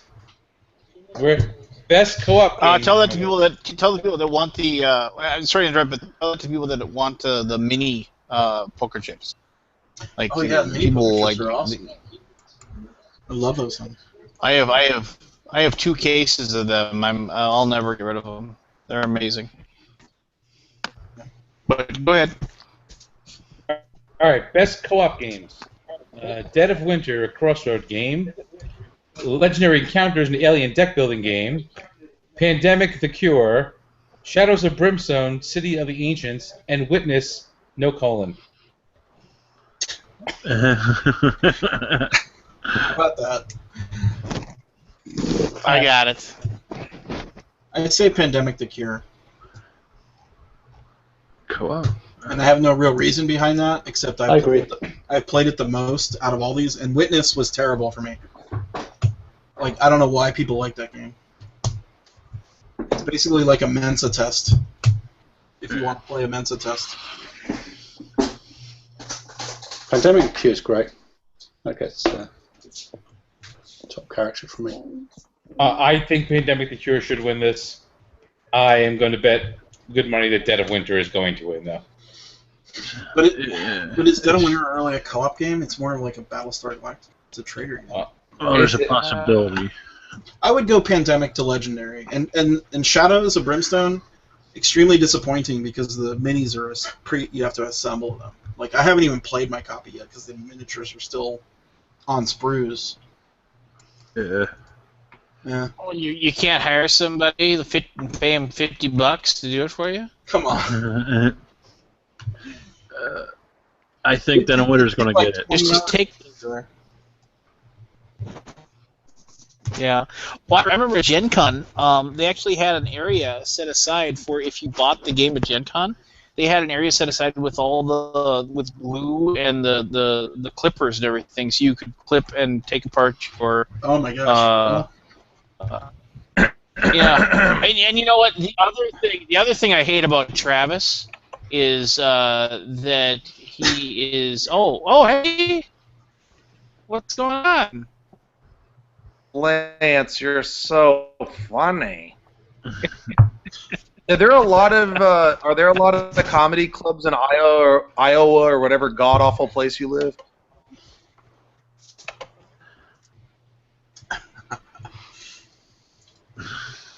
Wow. Well, Shadows Brimstone, yeah, minis. Oh, yeah. I like Pandemic: The Cure Yeah, Pandemic: The for your co-op, but I'm a fan of Dead of Winter, but I would pick that as a co-op as Pandemic. I've played it a lot. All right, we're at the big one. Okay, you got to do Travolta again for the big one. Close us out.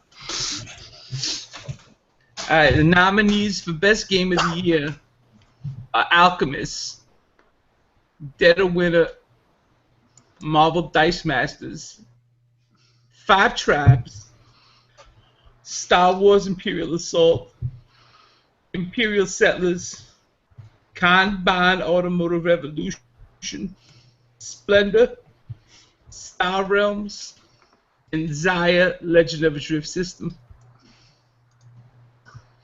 And the winner is Indiritia Aspinaza.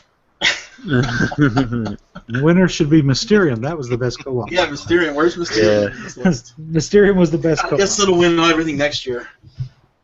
Yeah, it was invalid. All right, best game of the year.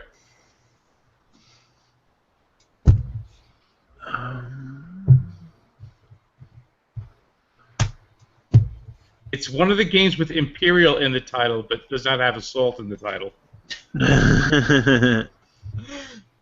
I do love that game. Out of the list, that's my favorite game. Yeah, mine too. I'm going to say Dead of Winter. I think Dead of Winter has a good chance of winning it. Ooh. Yeah, so do I.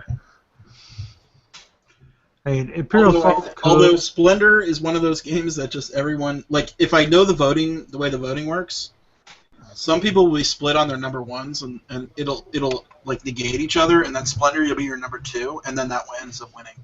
Like, that's kind of the way some of these voting things work.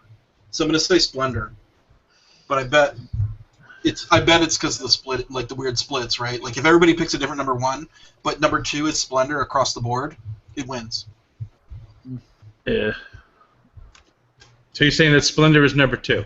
Yeah, well, I say Splendor by virtue of a voting system weirdness. Because all the number ones will be split. Like, I don't think anybody will pick Splendor as their number one game. But it'll get enough subsequent votes to actually... Yeah, but basically the way you do... I don't know the methodology of the voting system, but if you start eliminating things, right? And then your number two becomes your number one. Let's say Imperial Assault is like only 4 people pick it. Well, it's eliminated. So what's your number two? Splendor. That's my guess. Quite possible. We'll know in a couple days. Yeah. That's my theory of the voting. Do I think it's the best game? No. But I think it might win. It could. But I think Dead of Winter would I guess would be my pick, personally. Or Imperial Assault. I'm not There's so a lot sure. of hard choices here. I'm not so sure on Dead of Winter because I think Dead of Winter is one of those games where people I've talked to, it's kind of split right down the middle. There's people who really love this game, and there's people who don't like this game at all. Yeah. The game also sold 3,000 copies and can't stay on the shelf. Well, that's the public though. That's not the reviewers. I mean. Yeah, but so let's say it was pushed by the reviewers. If they're split on Dead of Winter, then their other choice will be 50% say number one, 50% put it at one or low. If it's an average system, all those low votes, like a hate vote, will hurt it. Imperial Assault was very favorably reviewed, though, so that could do a lot, and it could pull it out because you get 2 games in a box, and people like that too. And Star Realms is kind of one of those weird games that everybody loves, right? So I don't think it'll be. Star Realms. I think it'll probably be Dead of Winter. Right. Maybe people will pick Star Realms for their 2-player game. Can I please talk now? Okay. Who's that? I've only been on Google Hangouts for the last 5 hours. Yeah, and now you come to the... Oh, who's so popular? Did you do the maple syrup show? Yeah, I did Nerd Nighters and Meeple Syrup. But I missed you guys the whole time. Who is this? Who's doing dishes in the background? Must be Robin. Yeah, I'm doing... Morning time there. I'm doing lunch packs for the kids. What time is it in Syria right now, Robin? In Urethra, it's 7 o'clock in the morning, and it is a beautiful day outside. The sun is shining. It's my son, Bobby, now due to my narrow urethra. So what were you guys talking about? Games that people like that really aren't that great? Dice Tower Awards, best game of the year. Best game of the year. Keith has those. Do you have it up still, Keith? Oh crap! No, but I think I heard it. You were saying Imperial Settlers, Dead of Winter, Splendor, stuff like that. Alchemist, Marble Dice, 5 Tribes, Kanban, Star Realms, and Zaya. Hmm. I don't think Settlers will get it. Yeah. I don't think it will, but it's my favorite. Yeah. For some reason, I like 51st State more than that game. I don't know why. It's not as clean, and like God, the graphics on that were like really kind of hard to interpret. But there's just I don't know. I I've never think played 51st State, so I have no frame of reference. Imperial Settlers, I think it's good. I just for some reason it felt really like procedural to me or something. Like it didn't seem like as exciting as it is to other people. Maybe I played it wrong or something. I don't know. I mean, I taught it, so I probably taught it wrong. No, I actually agree with you. You know, it's a different feel to the game. The 51st is a little grittier feeling. Yeah. I mean, they're both Euro games, but it just feels a little more Ameritrash. Well, I felt That's the even theme in rough 51st State. I don't feel like in Imperial Settlers it just feels like widgets in a machine or something. It doesn't feel like what it's supposed to represent. I mean, like in some cases, like some of the barbarian cards were, I guess, barbaric in context to what the other cards were doing. But I love the art in that game. I will say that. I think it's really the art is really good. Lance is taking a nap. I'm just relaxing. Letting Travis have his half hour of uninterrupted talk. Oh my God! On Meeple Syrup, they wouldn't let me say anything, and then I talked for 5 minutes, and someone complained in the comments that I ramble too much. Oh, I feel bad because I don't want Travis to think I'm leaving because he came in, but it's 1 o'clock and I have to get up with the kids in the morning. You look like you're going to go coach softball or something right now. No, just trying to stay awake. I got one sleeping on the couch over here that I have to go get into bed because he refused to go to his own bed. My wife's out of town, so I have to get up early and do breakfast and whatnot before I go to work. So. I can relate to that. Well, Party Good at night, John. What? What did you just yell? Party at Anthony's. Your wife's out of town, man. Yeah, right. Big party going on. She'll be back tomorrow. So, anyway, it's good to see you. it's good to see you. I'll see you in a few weeks at Gen Con. Sure. And 5 weeks from today, buddy. 5 weeks. Oh my what do you God. guys think about them adding a 6th tribe to 5 tribes? It is now the worst named game. Even worse than the game. Which Hey, I see the game has a subtitle, you know. it's got a US publisher now. Does it? Oh, really? Yeah. I was wondering about that. Pandasaurus, right? Pandasaurus, IDW Pandasaurus. I Doing wonder it. if they're going to retheme it. IDW. They didn't seem to indicate that they were going to. IDW is making some bold moves, man. They've got like 20 friggin' games in the works right now. I just hope they take T.C. Petty's advice and call it Das Spiel. when they release it here. There already is a Das Spiel. Oh, It's got What 100. game are they releasing again? It's the game with 100 dice in the box.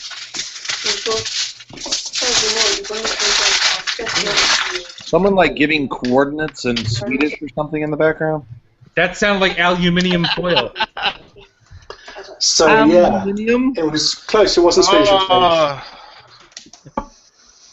We'll have to edit that out. We'll have to edit out the background noise. Edit.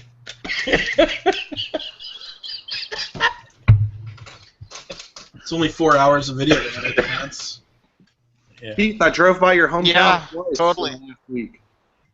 The town where I live. Yeah. That's kind of the definition of hometown. You nailed it, buddy. Oh, Out my of the park. hometown's where I'm from. Oh, okay. Well, where I didn't know you were. Where are you from? I'm from Bedford, which is yeah, that's in my neck of the woods. Bedford, Indiana. Bedford, Texas. Limestone capital of America, or the world, Bedford, Indiana. Lawrence, my county was Limestone? Limestone, sir. Empire State Building came out of my town, half of Washington, D.C. My home county is such crap that 3 people went to space to get away from it. 3 astronauts from that little county. So Chris Peach is saying right now you've gone on 0 tangents, Lance.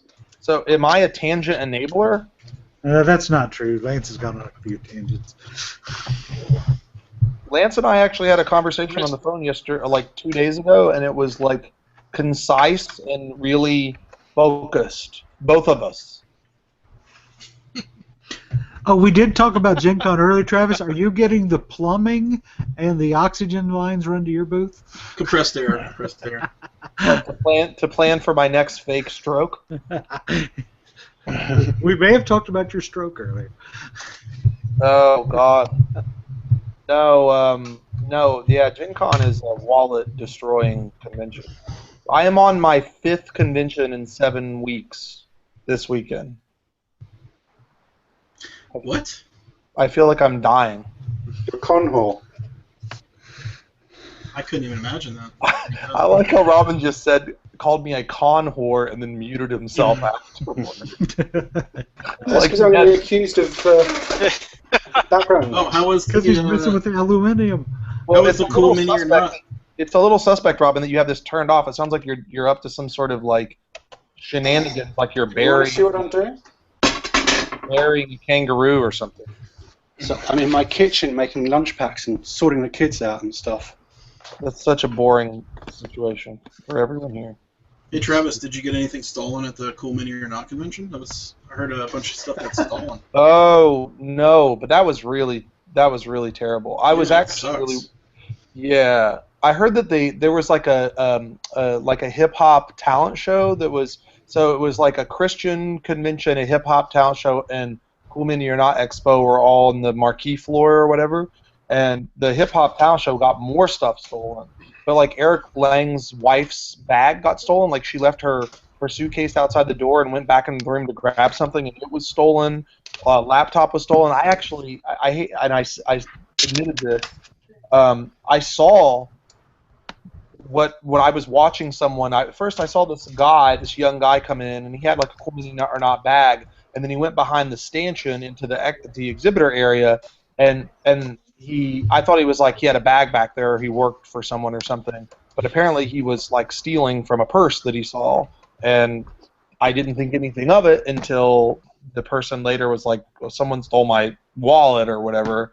And I was like, holy crap, I totally saw someone over there, and I just thought they were like getting something out of their bag or something. So Yeah, no, it's extremely easy to steal from a convention because well, you just gotta walk you're not looking around for that kind of stuff. I mean, Sure. Well, and also like it was one of those things where it was late, people were having a good time. Yeah. Like the guy had a Cool Mini or Not, like the gift bags, and he had a Ravage magazine in his hand. So I didn't think anything of it. I think that was the guy. I know it was the guy. You know it was the guy. Yeah. Was Absolutely. he wearing a ski mask and a stripy shirt? It's come on, balaclava. Let's use your vernacular here, buddy.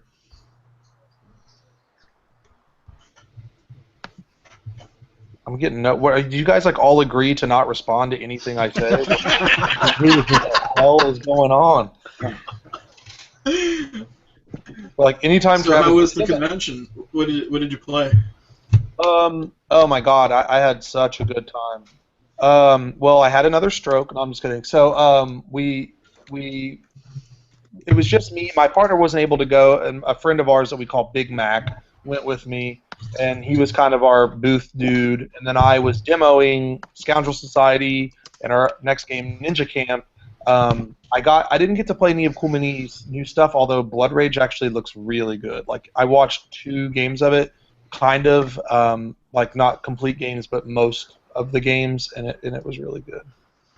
I played Dark Moon with Marty, who is, by the way, probably one of the world's best liars. I was actually shocked when he revealed himself. I gave him 2 actions, and his first action was to reveal himself and then stare over imaginary glasses at me, like. And then he proceeded to use like the equivalent of the Super Crisis action in Dark Moon to make the game unwinnable for us. Yep. Oh, good night. Oh, you already left. And then we played. We did a funny thing. We tricked Rodney Smith, where we played Spyfall. So we played. So the day before I suggested, I said we ought to play a game where we just make everyone the spy and just confuse him, because he's so just inhumanly nice. So we played one hand, and then is it Pete Sheary? Is this Sheary or Shirey? I can't remember how to pronounce his last name. He works with Asmodee. He's like demos for Asmodee and stuff. He's like super active online. It was his copy. So we played one hand of it normal, and then we played with the setup deck. So we intentionally just asked questions that made no sense.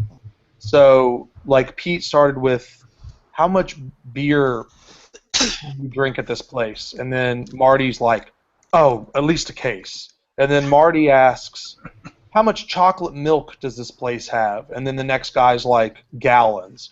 And then it goes around, and it's like, would you take your grandmother there? And the first time, so Rodney's just staring at the booklet, pretending like he's not the spy, utterly baffled by all these weird, we intentionally don't ask him anything for a really long time. And then he stops the clock and tries to accuse someone of being a spy, and he's just staring at the booklet, like clearly excited that he's the spy, trying to deduce what's going on. So the first time someone finally asks him a question, he literally goes, how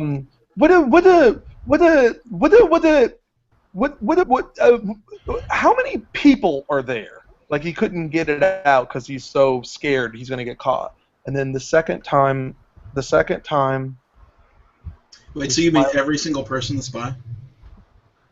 But everybody knew it except him. Disapprovingly. So he didn't know he didn't know everyone else was a spy. So finally it rolls around, they ask him, and then Pete asked Marty this really weird question where he was like, chocolate, picante, or black? And Marty goes, Caucasian. And then you could just see Rodney's eyes. He's like, what the hell is going on? And then I asked Rodney, how many steps would it take to get to the top of where we're at? And he just goes, casino! And we're like, wait, what? He's like, casino, I'm the spy. And then he flips his card over, and then we all flip our cards over. And he just goes, you jokers! That's like a cuss word in Canada. Then we played. Have you guys seen the Marty meme that's been going on this week? The Morton Chlorplepsley? No. Then we played Time's Up, and Rodney and Marty, because they're best friends and lovers now, were on a team. I was on a team with some guy I've never met, and then Pete was on a team with my friend. So the game was ridiculous to the point where it was probably that was the single-handedly the most fun that night that I've had in ages. So there was a point where Rodney was trying to explain the X-Files, like Taboo style, to Marty, and Marty thought he was trying to get it to say Mulder and Scully, but he looked down at the clock and saw it was like 27 seconds of the 30 seconds that he had, and he goes, Morton Chlorplepsley. Like, that was literally the words that came out of his mouth. Morton Chlorplepsly. So immediately took a picture of him and put it online, and then like 2 days later, 4 people are sending me pictures of Morton Chlorplepsy shirts, Morton Chlorplepsy for President shirts that they've made. And the other game we played, I played Good Cop, Bad Cop. Have you guys played that? I've not. That is a No, good people talking about it, really good. Lance, you did a review for that, right? Lance Yeah, is it's great. actually asleep. No. I was Okay. pretending. No, Good Cop, Bad Cop is great. It's Yeah, excellent. we played that, and Eric Lang was sitting next to me when we played it, and he was kind of annoyed at me because I took a picture of him eating a waffle when we went to dinner the night before, and it looked like a 3-year-old ate his waffle. Like, he just dug out all the little cross sections in the middle, and then he had the audacity to say while he was doing this, I don't think I'm going to finish this, so if any of you guys want any of my food, it's totally fine, you can have it. He had like gnawed on like 2 chicken wings, and just like, it looked like my 1-year-old had eaten a waffle. And so I took a picture of it, and he's like got his hands out like this, like, what's wrong? This is a perfectly fine way to eat a waffle. So he paid me back whenever we were playing Good Cop, Bad Cop. So I'm the kingpin. On the first action, he reaches over, he looks at me, and just points a gun at me. And then I play my equipment card to make him switch teams, and it turns out that he was on my team originally, and now he's a cop, and he shoots me anyway. So we lose because of Eric. And then the next game, I'm the kingpin again, and the first thing he does is aim a gun at me. Well, this time I have a card, and I show him that I have a card that'll make him drop the gun if he shoots me. So he then proceeds to threaten me and just copies all of my actions for 4 turns to make sure if I'm lying or not, giving me, like, the weirdest looks. I realize Eric Lang is like, what if Richard Pryor was cast to play Egon Spangler in the Ghostbusters? Like, that's my best, like, approximation of him. He's got most of Richard Pryor's mannerisms, but he's got Egon Spangler's hair. He's a really funny guy, really quirky, funny guy. But that was the only day I really got to play any games. So what exactly is Cool Mini or Not Expo? Like, how is it structured? Like, It's really small. It's I don't think it's like I think that the guests and the exhibitors are invite only, but anyone can attend. But it's intentionally small, so it's intended to be their opportunity to show their upcoming games for the year. So, for example, they showed Eric Lang the others there. They did that, and they showed that game Grizzled that they're gonna do an American version of, which actually looks really neat. They showed some other games that are still like being produced that they made via Kickstarter. They had like production copies so people could sit down. Like, for example, Black Plague was there and people were able to play Black Plague. They got the Blood Rage copy like Saturday or something and busted it out. That was like a big deal. so it's more like a press event with their games being showcased. Yeah. There's public there, but it's like local, you know. And it's like $35 to go for the whole weekend. You know, you get a bag of Cool Mini or Not stuff that's, if you are an eBay type person, probably could eBay it for like $200 or something. And it's just really cool. And it's $200. Yeah. I don't know. I'm assuming. I just Sorry, I know go their ahead. promos go for a lot of money. I don't know. I haven't looked. But yeah, it was really neat. I mean, it was like neat to be able to talk to people like Rodney and Eric and hang out with Marty, where they're not like on their way to somewhere else. You know, like they're there and they're there, and they have time. Did you attend as like a publisher type person, or did you just go for fun? We came as an exhibitor, so we were one of the So people. they have other exhibitors besides themselves. Yes. There was only, I think, one other company that made games. We were invited a long time ago, and we said no. And then Raymond Rappaport, I don't know if you know him, he's one of the coolest people I know. He was like, are you sure you guys don't want to come? It would be really awesome if you could come. So we were like, you know what, screw it, let's go. We're already doing like 20 other cons, why not do this one? So we drove down, and you know, it's like an 8-hour drive, but it was well worth it. I recommend going. It was the highest. It was like the highest density of important people per attendee ratio that you could possibly imagine. In terms of people important in within the board game industry. What's that? Important in the board game industry, or the Yeah. the mini industry, board game industry. I would say more relative to any or not, obviously. I mean, like Rodney, and Rodney was there, and Marty's there, and Brittany Bowe was there. But like all the people that are important to Cool Mini, there's like top sculptors, top painters, Right. top designers. Their Brazilian team was up, so Paulo, Mori, and all those kinds of people were there. So it was really cool. Cool. Yeah, that sounds fun. It was a very laid back. It didn't feel as procedural as like a normal con does.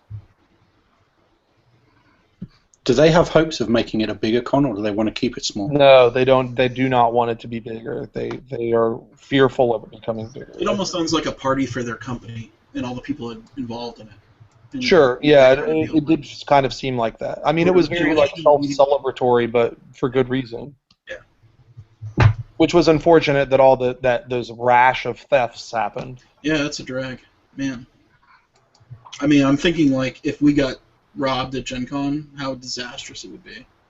Well, they lost all their video equipment and stuff there. Yeah, I mean that's thousands of dollars, and it's got to be. More, I would say. Or what did they record stuff at the show? Like, were they recording demos or something? They did have they were recording videos. So, for example, like, Rodney was one of the guests, and they did a playthrough of the others, like Bebo, Marty, and Rodney were like the ones that were playing games over and over again with them. So they did like the others. They did Blood Rage. And I believe that was it. And then they were on a bunch of panels and stuff. So they lost all that. What's that? They lost all that with the video. I've seen some of the footage be uploaded already, so I'm assuming that some of it, whatever after the fact was, or between the uploads was lost, probably. Yes, correct. That, yeah. Man, that sucks. God. Yeah. And there, other Spencer Reeve is another really cool guy, like Jared Miller, the guy they call Polar Bear, Jason, their marketing team. I think that like it's very easy to maybe perceive Cool Mini as being like this faceless conglomerate or something like that because they have these projects that make sometimes millions of dollars or approaching millions of dollars, but they're actually like extremely like relatable people, like Raymond Rappaport, just a profoundly generous person, like just really kind and generous, and they've done a lot of really nice things for my company in particular, so we're very thankful for their support. I think that's common in the game industry, like in the board game industry. Like you think something's like this big conglomerate, like you said, like a company without a personality, but like it's just regular people running it, Yeah, like people like Zev. Like, you would be afraid to go talk to Zev, and then once you meet him, he's like the most down-to-earth, or, Bonacor will sit there and shoot the breeze with you for a while. Yeah. Lance, what's wrong, buddy? He's tired.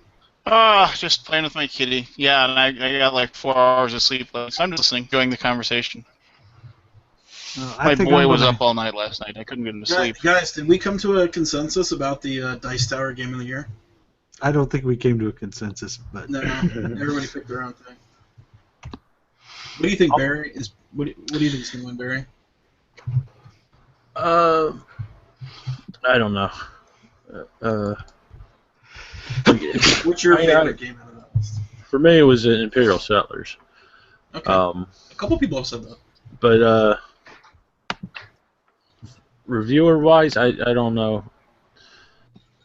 I think it would probably be Dead of Winter. Yeah. I don't think many like the Imperial Assault. Yeah. Well, it's a skirmish adventure game.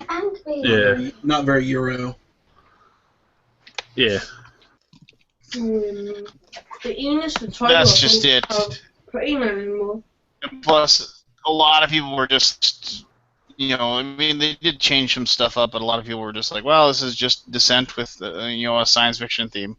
Yeah. And, that's not completely That's off base. That's doing a disservice to it, but yeah, I mean, it is a system, but it's definitely been converted with love to Star Wars, right? And I'm trying to. Hmm. I don't remember what the other ones are. Let me pull back up. I got to be honest with you. This list to me is not exciting at all.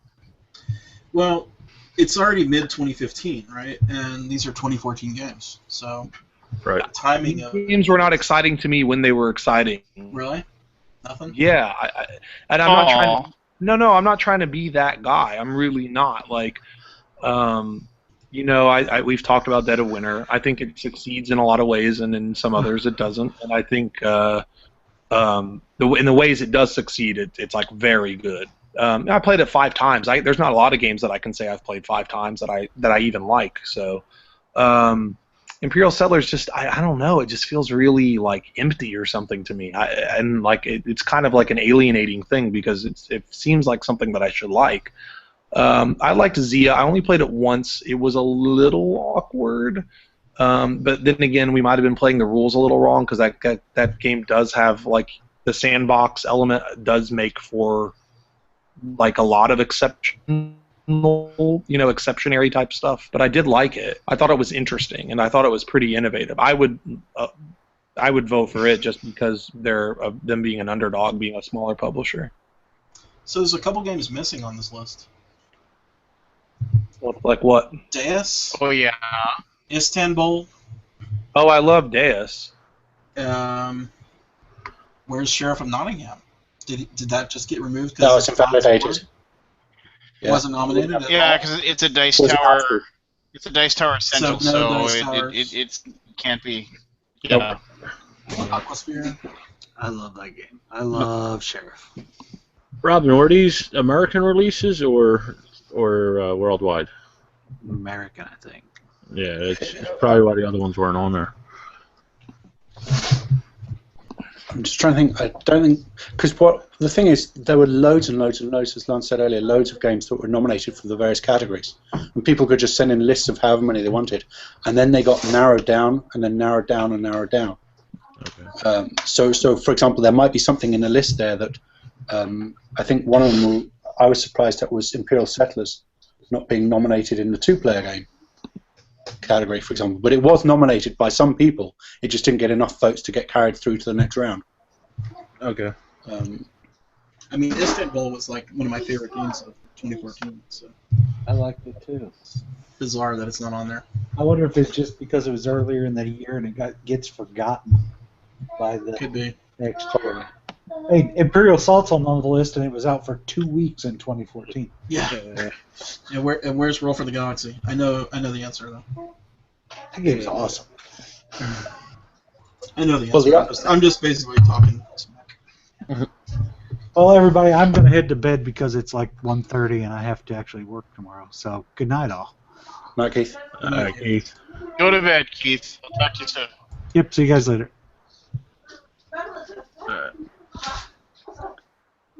Yep, I'm going to take the kids to school. I'll be back later. Robin. All right, Robin. Take those kids to school. I should make more.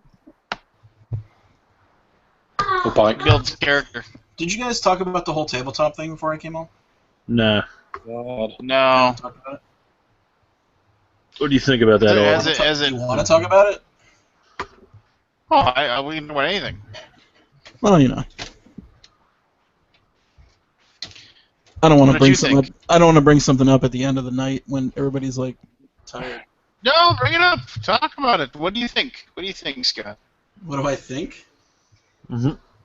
Well, I think the whole thing was handled incorrectly. Yeah. I think it was handled incorrectly. I think acknowledging the problem is a thing that needed to be done, but the way it was done was not the right way to do it. Because I know the person there that Will is talking about, and that person worked I'm going to say his ass off because of him, Yeah. or the tabletop company for many years to be tossed like under the bus, basically, is really what it came down to for a couple of rule mistakes. Which, yeah, it's an issue, but do you need to... I don't think there was anything to gain by saying, yeah, it was this guy's fault, I won't let it happen again, and the buck stops with me, but here's this guy's fault. Yeah, and he did it numerous times too. It's not like he just once.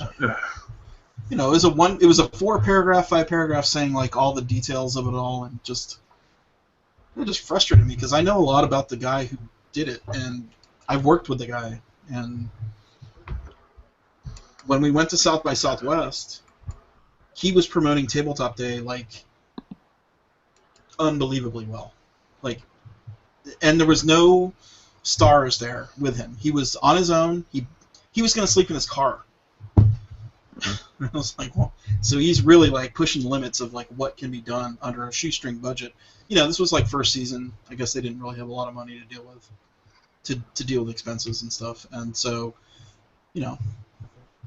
to toss a guy like that out of your company publicly, it just frustrates me. So. It's extremely unprofessional. Exactly. Yeah. And for a guy who's in the industry himself, like... A guy whose quote is "Don't be a dick." Yeah, that's it. Yeah. Maybe he thought he was doing the right thing. I don't know. I mean, but like it's ridiculous because no one has context, right? Like they don't. Do you think that the general public knows what a producer does on a show like that? No one knows what happens behind the scenes.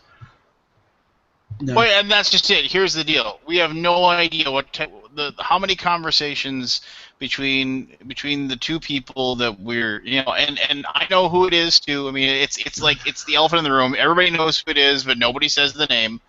So, so the thing is that it's one of those where, well, here's my condensed thought, if you will.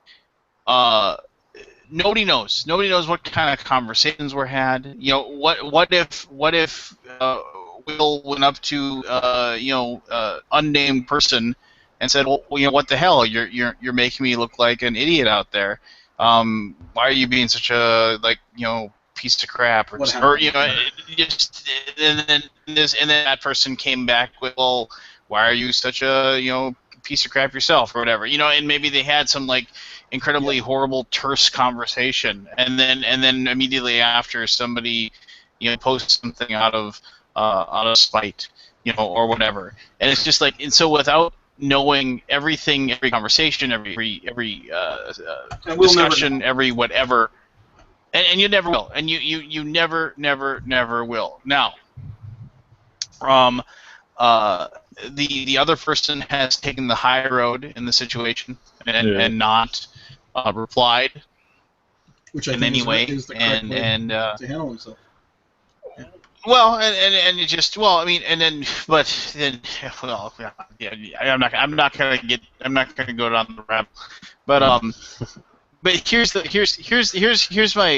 big thing. Here's my big thing. Ultimately, and I'm gonna swear here. So everybody, just if you're listening to this in loud, just turn this off or turn this down, or if you don't want to hear a naughty word, then audience is going to hear it. So, the bottom line: who fucking cares? They got some rules wrong on a video about board games.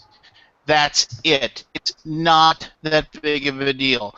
Everybody gets rules wrong on board games. Then give me that BS argument that this person took X amount of money in a campaign, so therefore they are being held to some different standard because they're getting paid to put a video out there that has that information. You know what? Are we seriously gotten to a point in our lives that we can take somebody to task over like things that are wrong. And yes, maybe the situation was wrong, but here's what we have from the get-go, where we don't have any knowledge of anything that was said after the fact. We don't know anything about that, so we have to deal with what we know factually. Ultimately, what it was is some rules got wrong and people got upset about it. Fine, get upset about whatever you want, but seriously, people need to take a step back and get over themselves and get over the fact of whatever this hobby is. Are we so? I mean, can't open up a rule book anymore and just say, oh, it looks here that they got this rule wrong. Well, I guess I'll, in the future, to play it my way. There have been games that I have played wrong for a year or more because I was taught the game a certain way, or I interpreted a rule a certain way, and the game was still fun, and I still had a good time playing it. It didn't ruin it for me to play it wrong, and I don't know. I think this is a huge amount of because people love situation, right? Because you've got this people, show. and the thing is, people love to see. They love to see a celebrity getting spiked. It's like, oh, you screwed up a rule. Yeah, they want to just love to do that, and I I personally wish, and they would have never done this. Never ever done this in a million years. The opening salvo was like, how in the F are you getting the rules wrong in Kingdom Player? If the original response was, yeah, we got the rule wrong, get over it. And then that was it. It was like, whatever, I think don't watch. They've done that before for a different game. And I'm not sure why they didn't do that in this situation. Yeah. Well, I don't get why he puts all the blame on the producer when he could have opened a rulebook himself beforehand, and got a feel of the game, I mean, well, it's no, a team. I get wasn't that. The whole idea. Good. Wasn't the whole idea of the thing that these are games that his personal favorites or whatever? Yeah. I mean, yeah, and these are the games I love to play, and that's why I want to show them to you. I think that may have been the first couple seasons, but I know in the third season they basically just said, send us 20 copies of the game. And we'll figure out what we want to play. I know that during the season, I was at a convention where I was watching an open forum discussion, and the producer was there, and he was basically, he was saying, I decide what games go on there. I go out there, I find games that I think would be good on tabletop, and then after I decide that they're that, then I present them to the other people at tabletop. So, once again, but who cares? Yeah. But ultimately, who cares? Who cares what the reason is?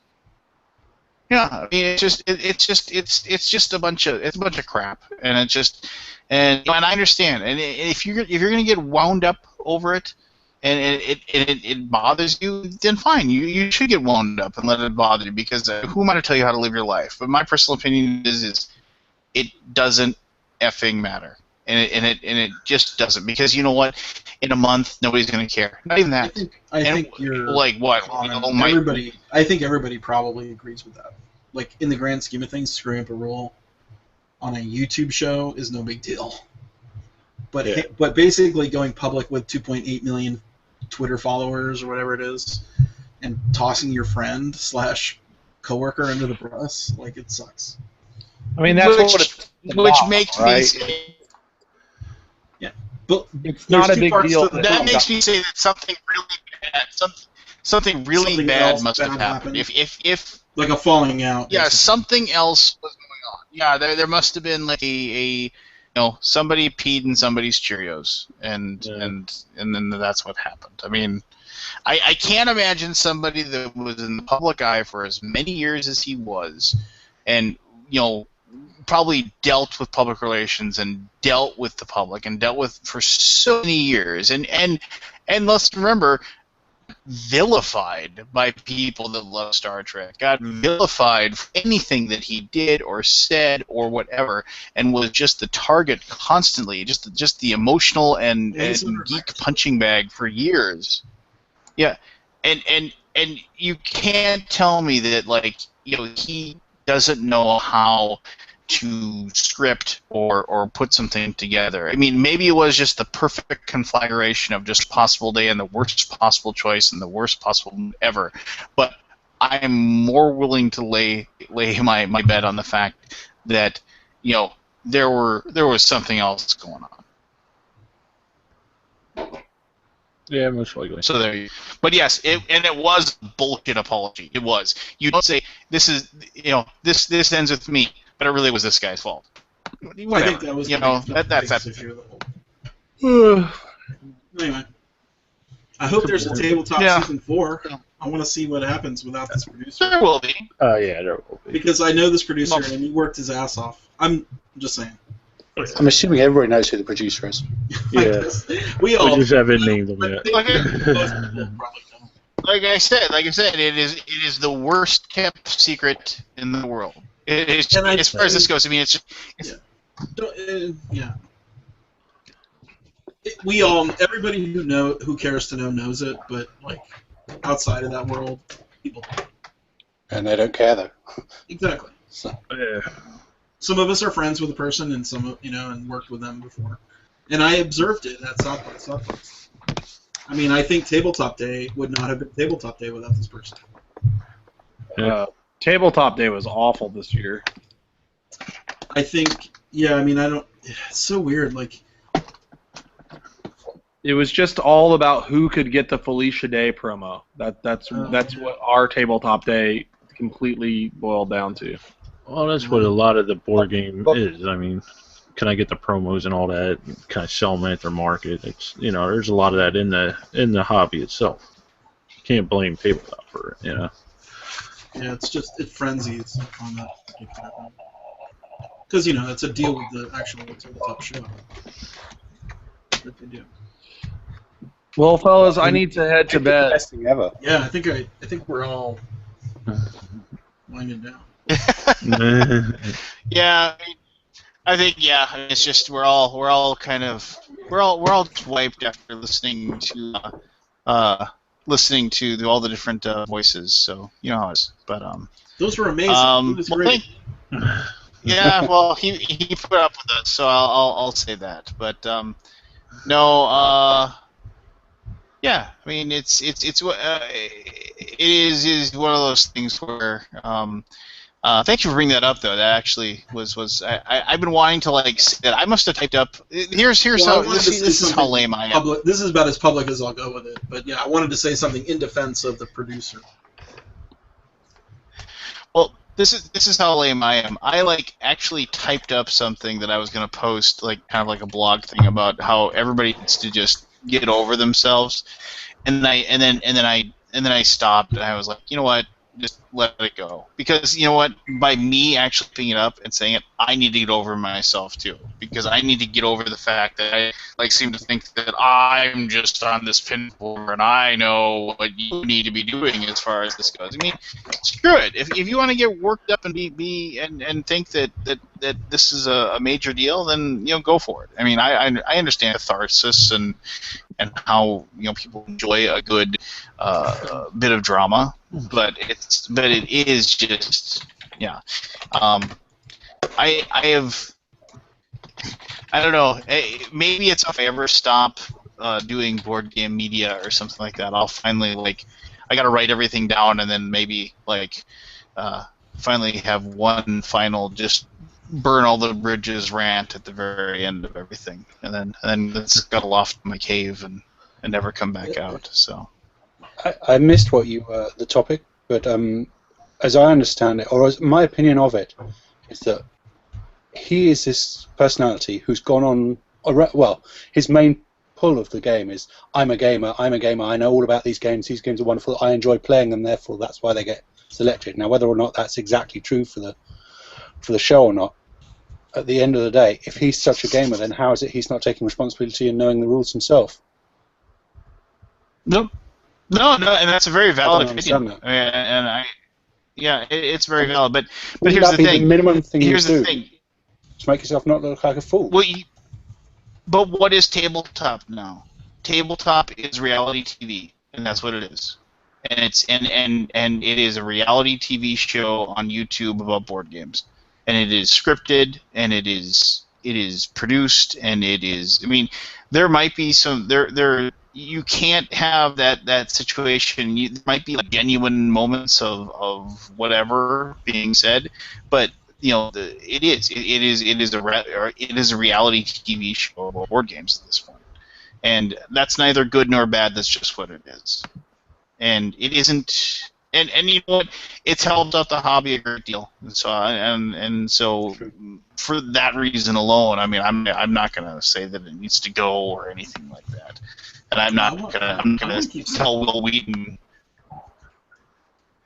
I'm not going to be the one telling Will Wheaton, oh, you need to read your goddamn rule book. No, he doesn't, because he's doing it. It's a job, and so he pays somebody else to do it because he's got more than just this thing going on. I mean, and that's and people aren't tuning in to tabletop to learn the game. To like learn to play the game, or they're tuning in to watch geek celebrities, observe a situation where geek celebrities are playing a game with each other, and watch a highly produced, highly edited, very slick production, and that's what it's delivering. So I mean, so. I don't know. Maybe the viewer needs to adjust their expectation in some way. But then again, that's just my opinion. What the hell do I know? Are you guys signing off soon? Yeah, I think we're getting rolling line. You want to talk crap after we turn off the camera? For a second, but I just wanted to plug our Kickstarter real quick. I was gonna say you left without actually trying to get people to. Well, give. I've been on 3 shows tonight, and we lost a backer. That's all that's happened. Yeah. Well, I'll say this. Everybody should go back Scoundrel Society if you haven't already. It is a fantastic card game of. And then, think of Dirty Rotten Scoundrels, and that's what it is. That's the inspiration. And all the demos we did. Is if you go and look at Kick Track on the days that I was at Cool Mini or not, that's almost all entirely. I don't know if you saw. We had I'm sure, Scott, did you? We were getting accused of gaming the system because all the pictures came up on the front page the other day. Well, right? I posted 8, and all I did was plug an update, and then I emailed a few people saying, "Hey, check out this new stuff. If you like it, thumb it." Like it was no like put a gun to your head, let's game the system kind of thing. Exactly. It's the system and the way it works. Well, the funny thing is that the people that are accusing you of gaming the system are going to your page and feeding into the metric that helps put you on the hotness. So I assume. Nothing like bad press, right? Or good press. Any press is good press.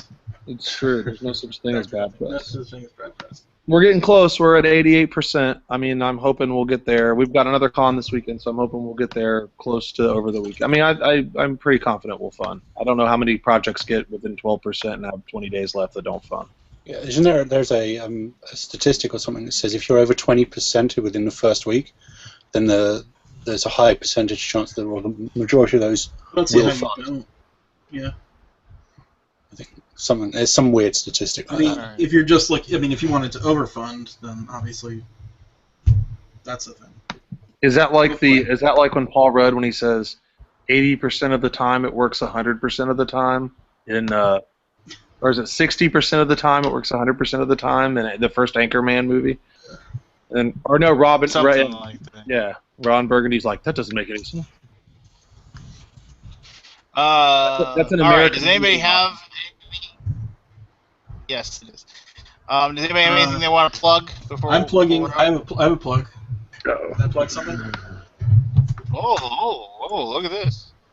We just announced our dates for the 2016 and 2017 cruises.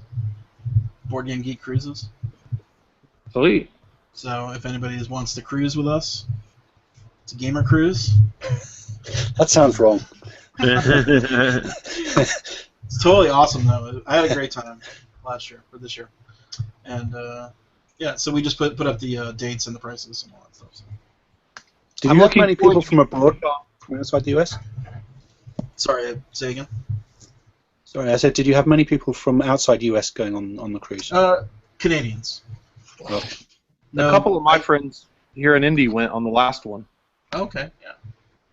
One guy who was the palest human being I've ever seen, and he came back and looked like he had taken a trip to Mercury or something. It was like, You gotta be careful, man. I definitely overheated a few times myself. he like came in to go game, and his arms were just out like this because he didn't want them to touch his body because somebody was burned. He's like, I had the best time of my life. We might. BGG family, by the way. We're thinking of doing that this year. Are you guys going to do it again? Yeah, we're doing it for at least 2 more years. Look forward to an announcement about that soon. What do you think the action phase would do okay at something like that? Would we fit in?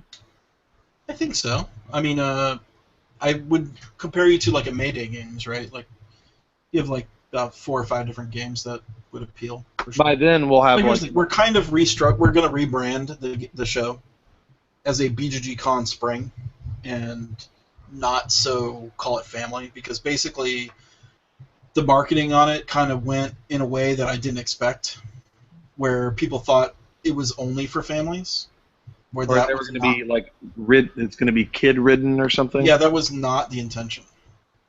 I actually heard a lot of people say, I want to go to this, but I don't want to be around a bunch of little kids. There were a few little kids, but basically, if you don't want to be around them, there are ways to not be around them. And the little kids were totally fine. I mean, I never heard of a complaint or a problem with the kids. So, anyway, we're going to rebrand it as BGG Con Spring. All ages welcome. And that's an Alaboom exclusive. There you go.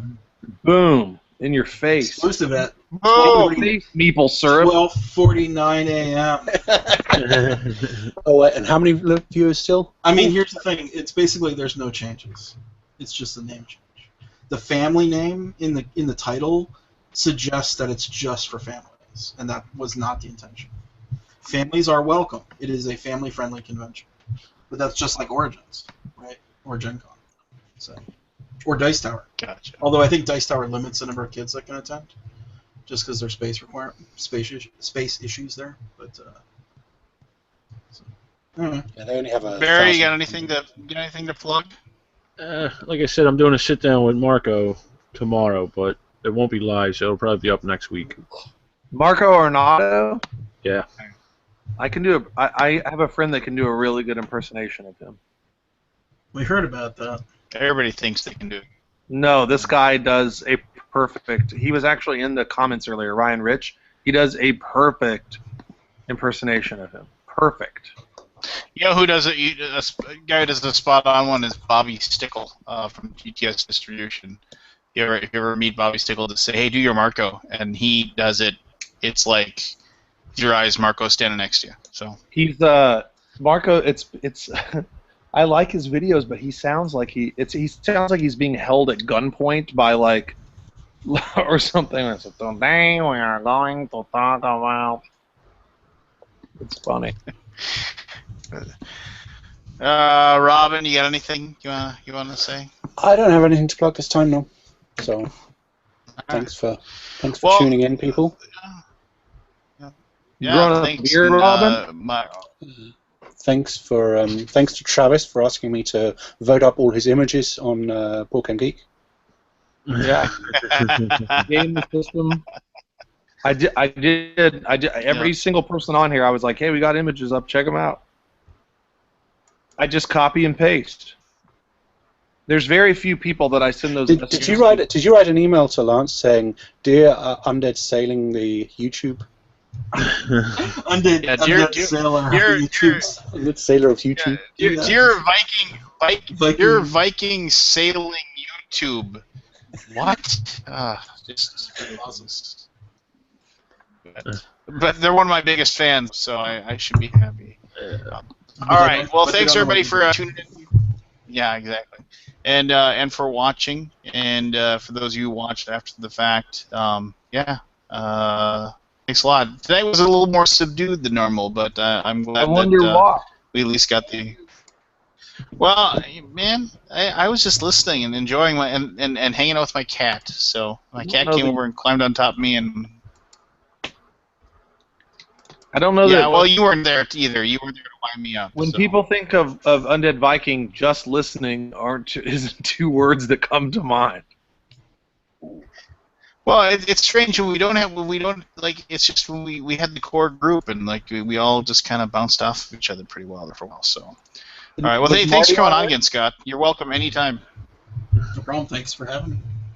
Oh, Lance, are we doing Boomquest this weekend? Yes, sir. So we can promote that. Right. So, tune in Friday night, live role-playing, well, possibly. It really depends on whether or not we can get more than just you and me. Keith was in. All right. Oh, yeah, Keith is in. All right, cool. All right, I'm turning it off. Goodbye. Bye.